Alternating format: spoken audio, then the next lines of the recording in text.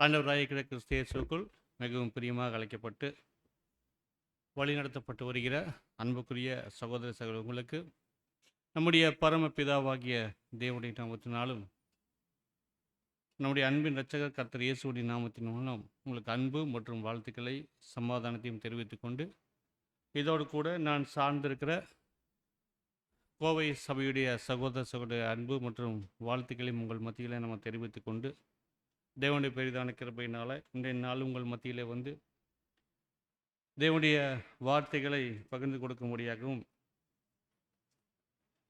கர்த்தருடைய மரணத்தின் நினைவு கூறுவதற்கு அடுத்த காரியங்கள் அந்த காரியங்களுக்குள்ளாக நாம் கடந்து வந்திருக்கிறதுனாலும் அதற்கே உறுத்தான தியானங்களுக்குள்ளாக நாம் வந்திருக்கோம் சகோதரர். அந்த வகையில் இன்றைய நாளும் பாடத்தினுடைய தலைப்பானது மனத்தாழ்மை என்ற தலைப்பின் கீழாக தேவனுடைய வார்த்தைகளை குறித்து தியானம் பண்ணலாம் சகோதரர். இந்த பாடத்திற்கு ஆதார வசனமாக லூக்கா எழுதின சுவிசேஷம் 22ஆம் அதிகாரம் 24வது வசனத்தை வாசி கேட்கலாம். அன்றியும் தங்களில் எவன் பெரியவனாயிருப்பான் என்று அவர்களுக்குள்ளே வாக்குவாதம் உண்டாயிற்று. இது கர்த்தர் இயேசுடைய கடைசி நாட்களில் சீசர்கள் மத்தியில் ஏற்பட்ட ஒரு வாக்குவாதம் என்பதை நாம் யாவரும் அறிந்த ஒரு விஷயமா இருக்கு. அன்றியும் அவர்களில் எவன் பெரியவனாக இருப்பான் என்று அவர்களுக்குள்ளே வாக்குவாதம் உண்டாயிற்று. இந்த ஒரு பாடமானது லூக்கா 22ஆம் அதிகாரத்தில் அந்த சம்பவங்கள் அடிப்படையில் இந்த பாடம் அங்கே இருக்க சகோதரிகளே. அப்போது கர்த்தர் இயேசுடைய கடைசி நாட்கள் வரும்போது அவர் தன்னுடைய மரணத்தை கொடுத்த காரியங்களை அவர்கள் மத்தியில் பேசிட்டு அதற்குறித்தான ஒரு வேதனையான கர்த்தர் இயேசு இருக்கும்போது சீசர்களுடைய மனநிலை எவ்விதமாக இருக்கிறது என்கிறதை இந்த ஒரு சம்பவம் நமக்கு காட்டக்கூடியதாக இருக்கிறது என்பதை நாம் பார்க்கணும். அப்போ அவர்கள் மத்தியில் என்ன ஒரு விவாதம் அல்லது வாக்குவாதம் போய்கொண்டிருந்தன்னு சொல்லும்போது தங்களில் எவன் பெரியவனாக இருப்பான்றவான் இந்த ஒரு வாக்குவாதம். இது இப்போ மட்டும் இல்லை, இதுக்கு முன்னாடியும் கர்த்தர் இயேசுவிடத்தில் சில இடங்கள் அவங்க என்ன பண்ணியிருக்காங்கன்னா கேட்டிருக்காங்க, தங்களில் எவன் பெரியவனாக இருப்பான், ராஜ்யத்தில் யார் பெரியவராக இருக்கக்கூடும், இந்த மாதிரியான காரியங்களை கர்த்தர் இயேசுவிடத்தில் அவங்க கேட்டுக்கொண்டே இருந்தார்கள் என்பதை நாம் பார்க்கணும். ஆனால் இந்த தருணம் என்பது கர்த்தர் இயேசுடைய இந்த பூமிக்குரிய வாழ்க்கையுடைய கடைசி தருணமாக இருக்கும்போது இந்த தருணத்தில் கேட்டால் கரெக்டாக இருக்கும் என்று சீசர்கள் எண்ணிக்கொண்டு தான் இந்த வார்த்தை கேட்குறாங்க. ஏன்னா கர்த்தர் இயேசு இவர்கள்கிட்ட தன்னுடைய மரணம் பற்றி பேசுகிறாரு. பாருங்கம்மா, மார்க்கு 10ஆம் அதிகாரம் 33வது வசனத்தில் மார்க்கு 10ஆம் அதிகாரம் 33ஆம் வசனம், பின்பு சமாரியன் ஒருவன் பிரயாணமாய் வருகையில் 10:33 மார்க் 10. இதோ எருசலேமுக்கு போகிறோம், அங்கே மனுஷகுமாரன் பிரதான ஆசாரியரிடத்திலும் வேத பாரகரிடத்திலும் ஒப்பு கொடுக்கப்படுவார். அவர்கள் அவரை மரண ஆக்கினிக்குள்ளாக தீர்த்து புறதேசத்தாரிடத்தில் ஒப்பு கொடுப்பார்கள். பாருங்க, கர்த்தர் இயேசு இவர்கள் எருசலேமுக்குள்ள வரும்போது என்ன பண்ணிட்டார்னா, எருசலேமுக்குள்ள போனா தனக்கு என்ன சம்பவிக்கும் என்று சொல்லிட்டாரு, மரணம் சம்பவிக்கும் என்று சொல்லி முன்னமே எச்சரிக்கை படுத்தி எடுத்தா இந்த சீசர்களை கர்த்தர் இயேசு அங்கே உள்ள கூட்டிட்டு வந்திருக்கார். அப்படி வரும்போது அங்கே வந்துட்டு சில சம்பாஷணைகள் கடந்து வருகிறதை நாம் பார்க்கிறோம்.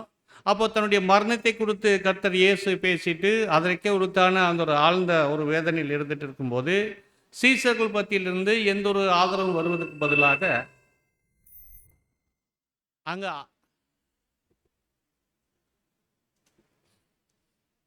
அவர்களுக்குள்ளாக என்ன ஆயிடுச்சுன்னா, யார் பெரியவனாக இருப்பான்ற வாக்குவாதங்கள் அங்கே வந்ததை நம்ம பார்க்கணும். அதுக்கப்புறம் கர்த்தர் இயேசு சொல்கிறார், உங்களில் ஒருவன் என்ன பண்ணுவார், காட்டி கொடுப்பாங்கிறாரு. சில சம்பாஷணைகள் போகுது, நானோ என்று ஒவ்வொருவராக கேட்டதுக்கப்புறம் அதுக்கப்புறம் இவர்களுக்குள்ள இருதயத்தில் இருந்த அந்த எண்ணங்களை வெளிப்படுத்துவதற்கு ஆரம்பிக்கிறாங்க. தங்களில் யார் பெரியவனாக இருப்பான் என்ற கேள்வி கர்த்தர் இயேசு இடத்துல இவர்கள் கேட்கிறதை நாம் பார்க்கணும் சகோதரர். பாருங்க, இந்த ஒரு கேள்வி இந்த சீசர்களுடைய இருதயத்தில் அது எப்போதுமே இருந்து கொண்டே இருந்ததை நாம் பார்க்கணும். ஏன்னா இதுக்கு முன்னாடி மத்தேயு 18ஆம் அதிகாரம் 1வது வசனத்தை கூட நீங்கள் வாசிக்கலாம். அங்கே கூட கர்த்தர் இயேசுவிடத்தில் என்ன பண்ணியிருப்பாங்கன்னா, தங்களில் யார் பெரியவனாக இருப்பாங்கன்ற வார்த்தை அந்த ஒரு காரியத்தை கேட்கக்கூடியவர்களாக அவர்கள் இருக்கிறார்கள் என்பதை பார்க்கணும். அப்போ வாசிங்க சிஸ்டர். அவ்வேளையிலே சீஷர்கள் இயேசுவினிடத்தில் வந்து பரலோக ராஜ்யத்தில் எவன் பெரியவனாய் இருப்பான் என்று கேட்டார்கள். இப்ப கூட இவங்க இதயத்தில் என்ன, இதுக்கு முன்னாடி கர்த்தர் இயேசுவிடத்தில் இந்த கேள்விகளை வைக்கிறாங்க. அன்றையும் சீஷர்கள் கர்த்தர் இயேசுவிடத்தில் வந்து பரலோக ராஜ்யத்தில் யார் பெரியவனாக இருப்பான் என்ற கேள்வி வைக்கும்போது கர்த்தர் இயேசு அதுக்கு ஒரு சரியான பதில் கொடுப்பாரு. இந்த சிறு பிள்ளையை போல ஒருவன் மாறினாத்தான் அவனுக்கு என்ன கிடைக்கின்றார்? அங்கே பரலோக ராஜ்யத்தில் இடம் கிடைக்கும். அந்த வார்த்தைகளை பேசிட்டு இவர்களுக்கு சில விசேஷமான பாடங்களை கர்த்தர் இயேசு அவ்வப்போது கற்றுக் கொடுத்துட்டு தான் இருந்தார். இவர்கள் எதிர்பார்க்கிற காரியம் என்ன, இவர்கள் எதிர்பார்க்கிறது இவ்விதமாக இருக்கக்கூடாது என்பதற்காக சில உதாரணங்களையும் அவருக்கு சொல்லி கொடுத்துட்டாங்க. சிறு பிள்ளைகளை போல மாற வேண்டும் என்று அந்த மத்தேயு 18 அவர் என்ன பண்ணியிருப்பார்னு பேசியிருப்பார்னு பார்க்கணும். ஆனால் நீங்கள் நல்லா கவனிங்க, சீசர்கள் இந்த கேட்ட இந்த ஒரு கேள்வி ஒரு மேலோட்டமாக அப்படி பார்த்தோம்னா அது சரியானதாக அங்கே இருக்கத்தான் தோணும் என்பதை நாம் பார்க்கணும். ஏன்னா சில நேரங்களில் கர்த்தர் இயேசு இவங்க கேட்ட கேள்விகளுக்கோ அல்லது இவங்களுடைய ஆர்வங்களுக்கோ சரியான பதில் கொடுத்துருப்பார். சில நேரங்களில் சரியான பதில் என்ன பண்ண மாட்டார்னா கொடுக்க மாட்டார் என்பதை நாம் பார்க்குறோம் சகோதர சகோதரி. அப்போ இந்த தருணத்தில் தங்களில் 12 பேர்த்துல கர்த்தருடைய ராஜ்யத்தில் யார் பெரியவனாக இருப்பார்கள் என்று தெரிந்து கொள்வதற்கு அவங்களுக்கு மிகவும் ரொம்ப ஆர்வமாயிடுச்சு. அந்த ஆர்வம் என்ன பண்ணிடுச்சுன்னா அவருக்குள்ள வாக்குவாதத்தை உண்டாக்கும் அளவுக்கு அது வளர்ந்து விட்டதை நாம் பார்க்குறோம் சகோதர சகோதரி. அப்போ மிகப்பெரிய வாக்குவாதம் அங்கே போயிட்டு இருந்ததை நாம் பார்க்குறோம். லூக்கா 9:46 கூட நீங்கள் வாசிக்கலாம். பின்பு தங்களில் எவன் பெரியவனாய் இருப்பான் என்கிற வாக்குவாதம் அவர்களுக்குள் உண்டாயிற்று. இந்த வாக்குவாதம் இவங்களுக்குள்ள வந்துட்டே இருந்தது. தங்களில் யார் பெரியவனாக இருப்பார் என்பதை பார்க்கலாம். பாருங்க, இந்த விவாதம் அல்லது இந்த வாக்குவாதம் யார் பெரியவனாக இருப்பார் என்ற ஒரு காரியத்தை கொடுத்த விஷயத்துல இவர்கள் மத்தியில் இந்த வாக்குவாதம் வருவதற்குண்டான காரணம் என்னவாக இருக்கும் என்று பார்க்கும்போது இவங்களுடைய இருதயத்தில் என்ன இல்லை, என்ன குணலட்சணம் இல்லை பார். அவங்க மத்தியில் மனத்தாழ்மை அப்படிங்கிற குணலட்சணம் அவர்கள் மத்தியில் இல்லை. அருமையான சகோதரர், அதற்கு பதிலாக இவர்களுடைய இருதயத்தில் மேட்டுமை மற்றும் போட்டி மனப்பான்மை இருக்கிறதை நம்ம பார்க்கணும். பாருங்க, இந்த சுபாவம் இருந்ததுனால தான் இந்த வாக்குவாதம் பண்ணுகிற அளவுக்கு வந்துடுச்சு. பாருங்க, போட்டி மனப்பான்மை இல்லைன்னா என்ன பண்ணியிருக்க மாட்டாங்கன்னா வாக்குவாதம் உண்டாயிருக்கு. அப்போ ஒவ்வொருத்தரும் தாங்கள் தான் பெரியவர் என்று எண்ணிக்கொண்டிருக்கும் போது ஒருவர் தான் பெரியவர் என்று சொல்லும்போது கண்டிப்பாக அவங்க மத்தியில் என்ன நடந்திருக்கும்? வாக்குவாதங்கள் அங்கே வந்திருக்கும். அப்போ மேட்டுமை சுபாவம் மற்றும் போட்டி மனப்பான்மை அவர்கள் மத்தியில் எழும்பிட்டு இந்த விதமான வாக்குவாதங்களை அவர்கள் மத்தியில் வளர்ச்சியடைய செய்தது என்பதை பார்க்கும். தங்களில் யார் பெரியவர் அல்லது யார் சிறந்தவராக இருப்பார் என்ற ஒரு விவாதம் அவர்கள் மத்தியில் அங்கே வந்துச்சு என்பதை பார்க்கும். பாருங்க, இவர்களும் கர்த்தர் இயேசுவை எல்லாத்தையும் விட்டுட்டு கர்த்தர் இயேசு கூட 3 வருஷம் ஊழியம் பண்ணியிருக்கிறாங்க.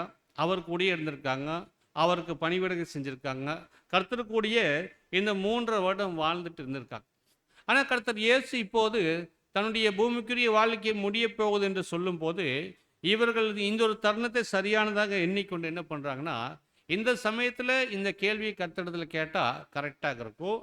அதில் கர்த்தர் என்ன பண்ணுவார், அவருடைய நாட்களும் கடைசியானதுனால கண்டிப்பாக யாராவது ஒருத்தர் பேரை என்ன பண்ணுவார், எனக்கு அப்புறம் இவங்க தான் பெரியவங்களாக இருந்து இந்த ஒரு கூட்டத்தை வழி நடத்துவாங்க, அல்லது இனி வரப்போகிற ராஜ்யத்தில் இவங்க தான் பெரியவங்களாக இருப்பார் என்று கர்த்தர் இயேசு யாராவது பேரை சொல்வார் என்று அவர்கள் எதிர்பார்த்தாங்க. ஒருவேளை கர்த்தர் இயேசு அவ்விதமாக சொல்லியிருந்தா என்ன நடந்திருக்கும்? அவங்க கேட்ட கேள்விகளுக்கு பதில் சொல்லியிருந்தா. ஆனால் கர்த்தர் இயேசு அவ்விதமாக அவர் என்ன பண்ணலைன்னா அங்கே சொல்லலை. ஆனால் இவங்களுக்கு தாங்கள் கர்த்தர் கூட இருந்த அந்த ஊழியத்தின் நாட்களுக்கே உரித்தான பரிசை எதிர்பார்த்து அல்லது வெகுமதிகளை எதிர்பார்த்து இருக்கக்கூடிய இருதய சுபாவம் அவர்களுக்குள்ள வந்துடுச்சு.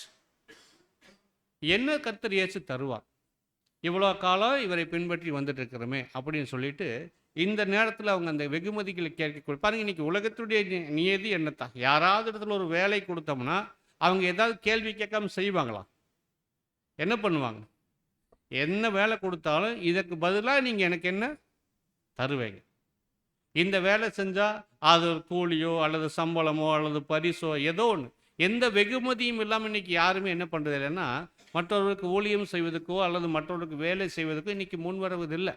ஒருவேளை அந்த வெகுமதிகளே சொன்னால் கூட அது அவங்களுக்கு போதுமானதாக இருந்தால் தான் என்ன பண்ணுறாங்க, அந்த வேலையை அவங்க செய்கிறாங்க. அப்படித்தான் இன்னைக்கு உலகம் இருக்குது. அப்படிப்பட்ட ஒரு சூழ்நிலையில் இந்த சீசர்களும் தங்களுடைய வெகுமதிகளை எதிர்பார்த்து தான் கர்த்தரிடத்தில் யார் பெரியவராக இருப்பார்ன்ற வார்த்தைகளை அங்கே கேட்கிறதை நம்ம பார்க்கணும்.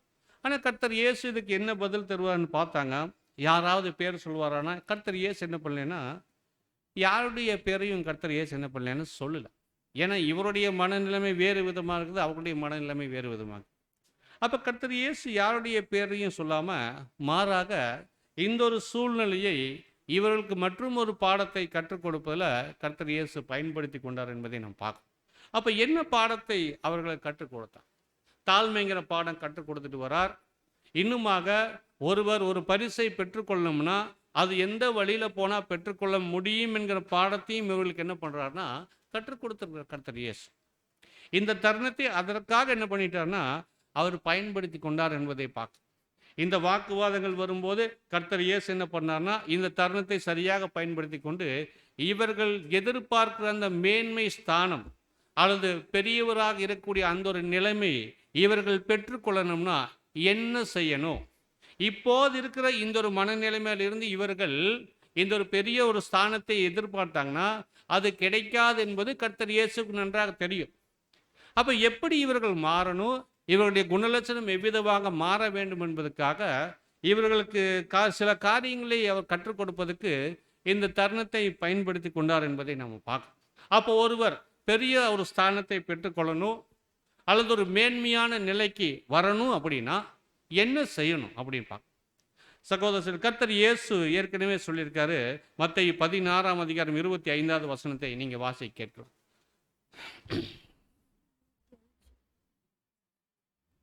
தன் ஜீவனை ரட்சிக்க விரும்புகிறவன் அதை இழந்து போவான், என் நிமித்தமாக தன் ஜீவனை இழந்து போகிறவன் அதை கண்டடைவான்.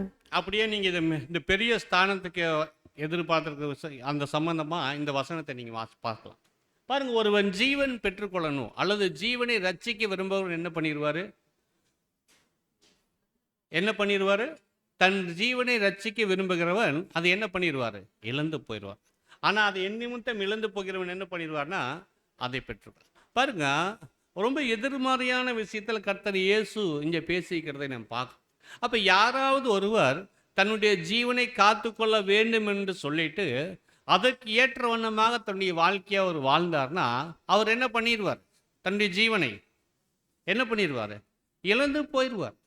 ஆனால் அவர் நிமித்தம் இழந்தா ஜீவன் கிடைத்து விடும் என்று அங்கே வார்த்தைகளை கர்த்தரையே சொல்லுகிறது நம்ம பார்க்கணும். அப்போது ஒருவர் ஜீவன் பெற்றுக்கொள்ள வேண்டும் என்று சொன்னால் அதை ரட்சிக்க நினைத்தார்னா இழந்து போயிடுவார். மாறாக என்ன பண்ணணும்? எதிர்மறையாக என்ன பண்ணணும்? அதை இழந்து போயிட்டா தான் என்ன பண்ண முடியும்? ஒரு நாளை பெற்றுக்கணும். அதை அப்படியே நீங்கள் வாங்க. யார் பெரியவனாக இருப்பான் என்று சொல்லும் போது பெரியவனாக ஆக வேண்டும் அல்லது மேன்மையான ஸ்தானத்தை ஒருவர் பெற்றுக்கொள்ள வேண்டும் என்று எண்ணிக்கொண்டு அதைக்கு இசைவாக அவர் செயல்பட்டார்னா அந்த ஒரு ஸ்தானத்தை அந்த ஒரு நிலைமையை அவர் என்ன பண்ணிடுவார்? இழந்து போய்விடுவார். மாறாக அதற்கு எதிரான குணலட்சணத்தை அவர் வளர்த்தி கொண்டார்னா தான் அவர் அந்த நிலைமைக்கு வர முடியும். அப்படி எதிரான குணலட்சணத்தை அவர் வளர்த்தி கொண்டார்னா இந்த உலகத்தில் அவர் மேன்மையான ஸ்தானத்தை எதிர்பார்க்க முடியாது, அதை இழந்து போயிடுவார். அல்லது ஒரு பெரிய ஸ்தானத்தை அவர் என்ன பண்ணிடுவார்னா இங்கே இழந்தாத்தான் அங்கே என்ன பண்ண முடியும்? பெற்றுக்கொள்ள முடியும். அதுதான் இந்த ஜீவனுக்குரிய விஷயத்தில் கர்த்தர் இயேசு பேசியிருக்கார். அப்போ மேன்மை மற்றும் கனம் மகிமை இதெல்லாம் ஒருவர் பெற்றுக்கொள்ளணும்னா இந்த பூமியில் அவைகளை இவர் என்ன பண்ணணும்? இழப்பதற்கு தயாராக இருக்க வேண்டும் என்று பார்க்குறோம் சகோதரப்பட்ட. அப்போ அவைகளை இழக்கணும்னா இருதயத்தில் என்ன குணலட்சணம் இருந்திருந்தால் அதை இழக்க முடியும். மனத்தாழ்மைங்கிற குணலட்சணம் இருந்தால் மாத்திரமே தான் அவர்கள் இவ்விதமான நிலைமைக்குள்ளாக அங்கே வர முடியும் என்பதை நாம் பார்க்கணும். அப்போ சீசர்கள் இடத்துல அவர்கள் இன்னும் மேன்மையான இடத்தை பெற வேண்டும் என்று சொல்லிட்டா இவர்கள் மனத்தாழ்மை குணலட்சணத்தை கொண்டு மற்றவர்களுக்கு ஊழியம் செய்யக்கூடியவராக இருக்க வேண்டும் என்பதை நாம் பார்க்கணும். அப்போ இந்த ஒரு குணலட்சணம் அவர்களுக்கு வரணும் என்பதை நாம் பார்க்கணும். ஆனால் சீசர்கள் இடத்துல இந்த குணலட்சணம் வரல. எப்போவுமே எங்கே போனாலும் என்ன பண்ணிட்டு இருந்தாங்கன்னா கர்த்தர் இருக்கும்போதும் கர்த்தர் இல்லாத போதும் இவங்களுக்குள்ள என்னதான் வாக்குவாதம் வந்துட்டு இருந்ததுன்னா தங்களில் யார் பெரியவனாக. இதே தான் பாருங்க. இன்னொரு அதிகார வசனம் கூட வாசிங்க. மார்க் 9ஆம் அதிகாரம் 33வது வசனம். அவர் கப்பர்நாகுமுக்கு வந்து வீட்டிலே இருக்கும்போது அவர்களை நோக்கி, நீங்கள் வழியிலே எதை குறித்து உங்களுக்குள்ளே தர்க்கம் பண்ணினீர்கள் என்று கேட்டார். இப்போ என்னாச்சு? கர்த்தர் இயேசு கப்பர்நாகும் வீட்டுக்கு வந்துட்டு வழியில நீங்க வரும்போது எவைகளை குறித்து நீங்க என்ன பண்ணீங்க? தர்க்கம் பண்ணீங்க. பேசிட்டு வந்தீங்கன்னு கேட்குறாரு. என்ன கேட்குறாரு? தர்க்கம் பண்ணிட்டு வந்துக்கிறீங்களா? நீங்கள் வரும்போது உங்களுக்குள்ள ஏதோ பிரச்சனை போயிட்டு இருந்திருக்குது. நீங்கள் என்ன பேசிட்டு, என்ன தர்க்கம் பண்ணிட்டு வந்தீங்க அப்படின்னு கேள்வி கர்த்தர் இயேசு கேட்கிறார். பாருங்க, கர்த்தர் இயேசுக்கு தெரிஞ்சிருச்சு. கண்டிப்பா என்ன பண்ணலாம்? ஒருத்தருடைய முகம் சரியில்லைன்னு நம்மளால என்ன பண்ண முடியும்? வழியில என்ன நடந்துச்சுன்னு கேட்குறோமா இல்லைங்களா? கர்த்தர் இயேசு எது எல்லாத்தையுமே அவர் இருதயத்தை அவங்கள பத்தி நல்லா படிச்சு வச்சிருக்கார். அப்போ வழியில ஏதோ ஒண்ணு நடந்திருக்குன்னு கர்த்தர் இயேசுக்கு நன்றாக தெரியும். இவங்க எதை குறித்து பேசியிருப்பான்னு கர்த்தர் இயேசுக்கு தெரியும். அப்போ வழியிலே நீங்கள் எவைகளை குறித்து தர்க்கம் பண்ணி கொண்டு வந்தீர்கள் என்று கேட்கிறார். அடுத்த வசனம் 34. அதற்கு அவர்கள் பேசாமல் இருந்தார்கள். என்ன சொல்ல முடியல இப்போ அவங்கனால? என்ன சொல்ல முடியல? சொல்லியிருக்கலாமே கர்த்தரிடத்துல. இல்ல ஆண்டவரே, நாங்கள் வரும்போது எங்களுக்குள்ள ஒரு பிரச்சனை ஆயிடுச்சு. யார் பெரியவனாக பேச்சு வளர்ந்து வளர்ந்து ஒரு தர்க்கத்தின் லெவலுக்கு போயிடுச்சுன்னு சொல்லியிருக்கலாமே. இப்போ என்ன பண்ண முடியல இவங்கனால? கர்த்தரிடத்துல சொல்ல முடியல. சைலண்டாக இருக்கிறாங்க. என்ன பண்ணுறாங்க? கர்த்தரிடத்தில் துணிந்து சொல்லல, அமைதியாக இருக்கிறாங்க. கர்த்தர் அதுக்கப்புறம் வாசிங்க 35, 34, 35. ஏனெனில் அவர்கள் தங்களுக்குள்ளே எவன் பெரியவன் என்று வழியில் தர்க்கம் இப்போ பண்ணினார்கள். என்னாச்சுங்க? வழியில் என்ன பண்ணியிருக்கிறாங்க? தங்களுக்குள்ளே எவன் பெரியவனாக என்று வழியில் வரும்போதெல்லாம் இவங்களுக்குள்ள என்ன ஆயிடுச்சுன்னா தர்க்கம் உண்டாயிடுச்சு என்பதை நம்ம பார்க்கணும். அப்போ இவங்களுடைய இருதயத்தில் அந்த பெரியவராக இருக்க வேண்டும் அல்லது மேன்மை என்கிற ஸ்தானம் இருக்க வேண்டும் என்று இவர்கள் எதிர்பார்க்குறாங்க. மேன்மையா என்ற அந்த பெரியவர் என்கிற அந்த பெருமைக்குரிய காரியத்திற்கு அதை பெற்றுக்கொள்வதற்கு தான் இவங்க விருப்பப்பட்டாங்களே தவிர, மாறாக இன்னும் சில விஷயங்கள் இவர்கள் கவனம் செலுத்தி அந்த குணலட்சணங்களை வளர்த்தி கொள்ள வேண்டும் என்பதில் இவர்களுடைய எண்ணங்கள் கடந்து போகல. எப்படி பெரியவராக வேண்டும் என்ற அந்த ஒரு எண்ணம் மாத்திரமே இவர்கள் மத்தியில் இருந்ததை தவிர, ஒரு பெரியவர் ஆகணும்னா எந்த மாதிரி சுபாவம் வைத்துக்கணுங்கிற அந்த ஒரு எண்ணம் அவங்களுக்கு வரல. மனத்தாழ்மை இருக்கணும், மற்றவர்களுக்கு ஊழியம் செய்கிற சுபாவம் இருக்கணும். இதன் மேலே தான் நம்முடைய கவனம் முழுக்க இருக்க வேண்டும். அப்படி இருந்தால் தான் நம்மளால் அந்த ஒரு நிலைமைக்கு போக முடியுங்கிற தாற்பயம் இவங்களுக்கு தெரியல. பாருங்க, இவங்க கர்த்தர் இயேசு இவங்க கூட இருக்கும்போது சில விஷயங்கள் இவங்க மத்திய செஞ்சு காமிச்சா இருந்தார். எஜமான் அப்படித்தான் செஞ்சு காமிச்சார். இவங்கனால அதில் கவனம் செலுத்த முடியல. மாறாக எப்படி பெரியவனாக வேண்டுங்கிற விஷயத்தில் தான் அதிக கவனம் செலுத்தினால்தான் இவர்களுக்குள்ள தர்க்கங்களும் வாக்குவாதங்களும் அந்த கடைசி நாட்களில் கர்த்தர் இயேசு முன்பாக வந்ததை பார்க்கணும். இப்போ கர்த்தர் இயேசுடைய இருதயத்தின் நிலைமை எப்படி இருந்திருக்கும் பாருங்க. அவர் தன்னுடைய மரணத்தின் வேதனையில் இருக்கும்போது இவர்கள் இவ்விதமாக தர்க்கங்களும் வாக்குவாதங்களும் பண்ணி கொண்டிருக்கும் போது கர்த்தர் இயேசுவுக்கு இவங்க கூட இருந்து உதவி செய்கிற ஒரு எண்ணம் இல்லாதவர்கள் போல இருக்கிறாங்க. போதுமான ஆதரவு கர்த்தர் இயேசு கொடுக்க தவறினவர்களாக அங்கே இருக்கிறதை பார்க்க, அவங்களுடைய விருப்பமெல்லாம் இவர் கடந்து போயிட்டு அடுத்தது யார் அப்படிங்கிற எண்ணத்துக்கு வந்தது போல இவர்கள் அந்த ஒரு மேன்மையான ஸ்தானத்தை எதிர்பார்த்தவர்களாக அங்கே இருக்கிறதை நாம் பார்க்குறோம் சகோதரர்களை. அப்போது கர்த்தர் இயேசு இவங்களுக்கு தெளிவான பாடங்களை கற்றுக் கொடுக்க ஆரம்பித்தார். அந்த கடைசி நாட்களில் இந்த மனத்தாழ்மைக்கு எடுத்த விஷயங்களில் அநேக பாடங்களை, அந்த கால்கள் கழுவது முதற்கொண்டு அநேக பாடங்களை அவருக்கு கர்த்தர் இயேசு கற்றுக் கொடுத்தார். ஒவ்வொரு உண்மை கர்த்தர் இயேசுடைய சீசர்களும் எஜமான்களாக இருப்பதற்கு அழைக்கப்படல, அல்லது மேன்மையான ஸ்தானத்துக்கு என்று அழைக்கப்படல, அல்லது பெரியவர்களாக இருந்து மற்றவர்களிடத்தில் ஊழியம் கொள்ளும்படி என்ன பண்ணல, அழைக்கப்படல. நம்முடைய எஜமானே எதுக்குத்தான் வந்தேன்னு சொல்லிட்டார். ஊழியம் கொள்ளும்படி வரல, ஊழியம் செய்யும்படியாகத்தான் வந்தேன் எஜமானே அப்படி சொல்லியிருக்கும் போது இவர்கள் என்ன பண்ணிட்டாங்கன்னா இந்த ஒரு ஸ்தானத்தை எதிர்பார்த்தாங்க. அப்போ உண்மை கிறிஸ்தவர்கள் யார் ஒருவரும் எஜமானாக இருப்பதற்கோ அல்லது மேன்மையான ஸ்தானத்தில் இருப்பதற்கோ மற்றவர்களிடத்தில் ஊழியம் கொள்ளும்படிக்கோ யார் ஒருவரும் இங்கே அழைக்கப்படலை. அருமையான சகோதரர்கள், அப்போ இங்கே அவர்கள் எதற்காகத்தான் அழைக்கப்பட்டிருக்காங்கன்னா எஜமான்களாக அல்ல, ஒவ்வொருவரும் மற்றவர்களுக்கு ஊழியக்காரர்களாக இருக்கும்படித்தான் அழைக்கப்பட்டிருக்கிறார்கள் தவிர யார் ஒருவரும் எஜமான்களாக அழைக்கப்படலை. அந்த ஒரு நிலைமையை அவர்கள் எதிர்பார்த்து காத்திருந்தாலும் அவர்களால் அந்த காரியத்தை அவர்கள் இழந்து போய்விடுவார்கள் என்பதை நாம் பார்க்கிறோம் சகோதரர்.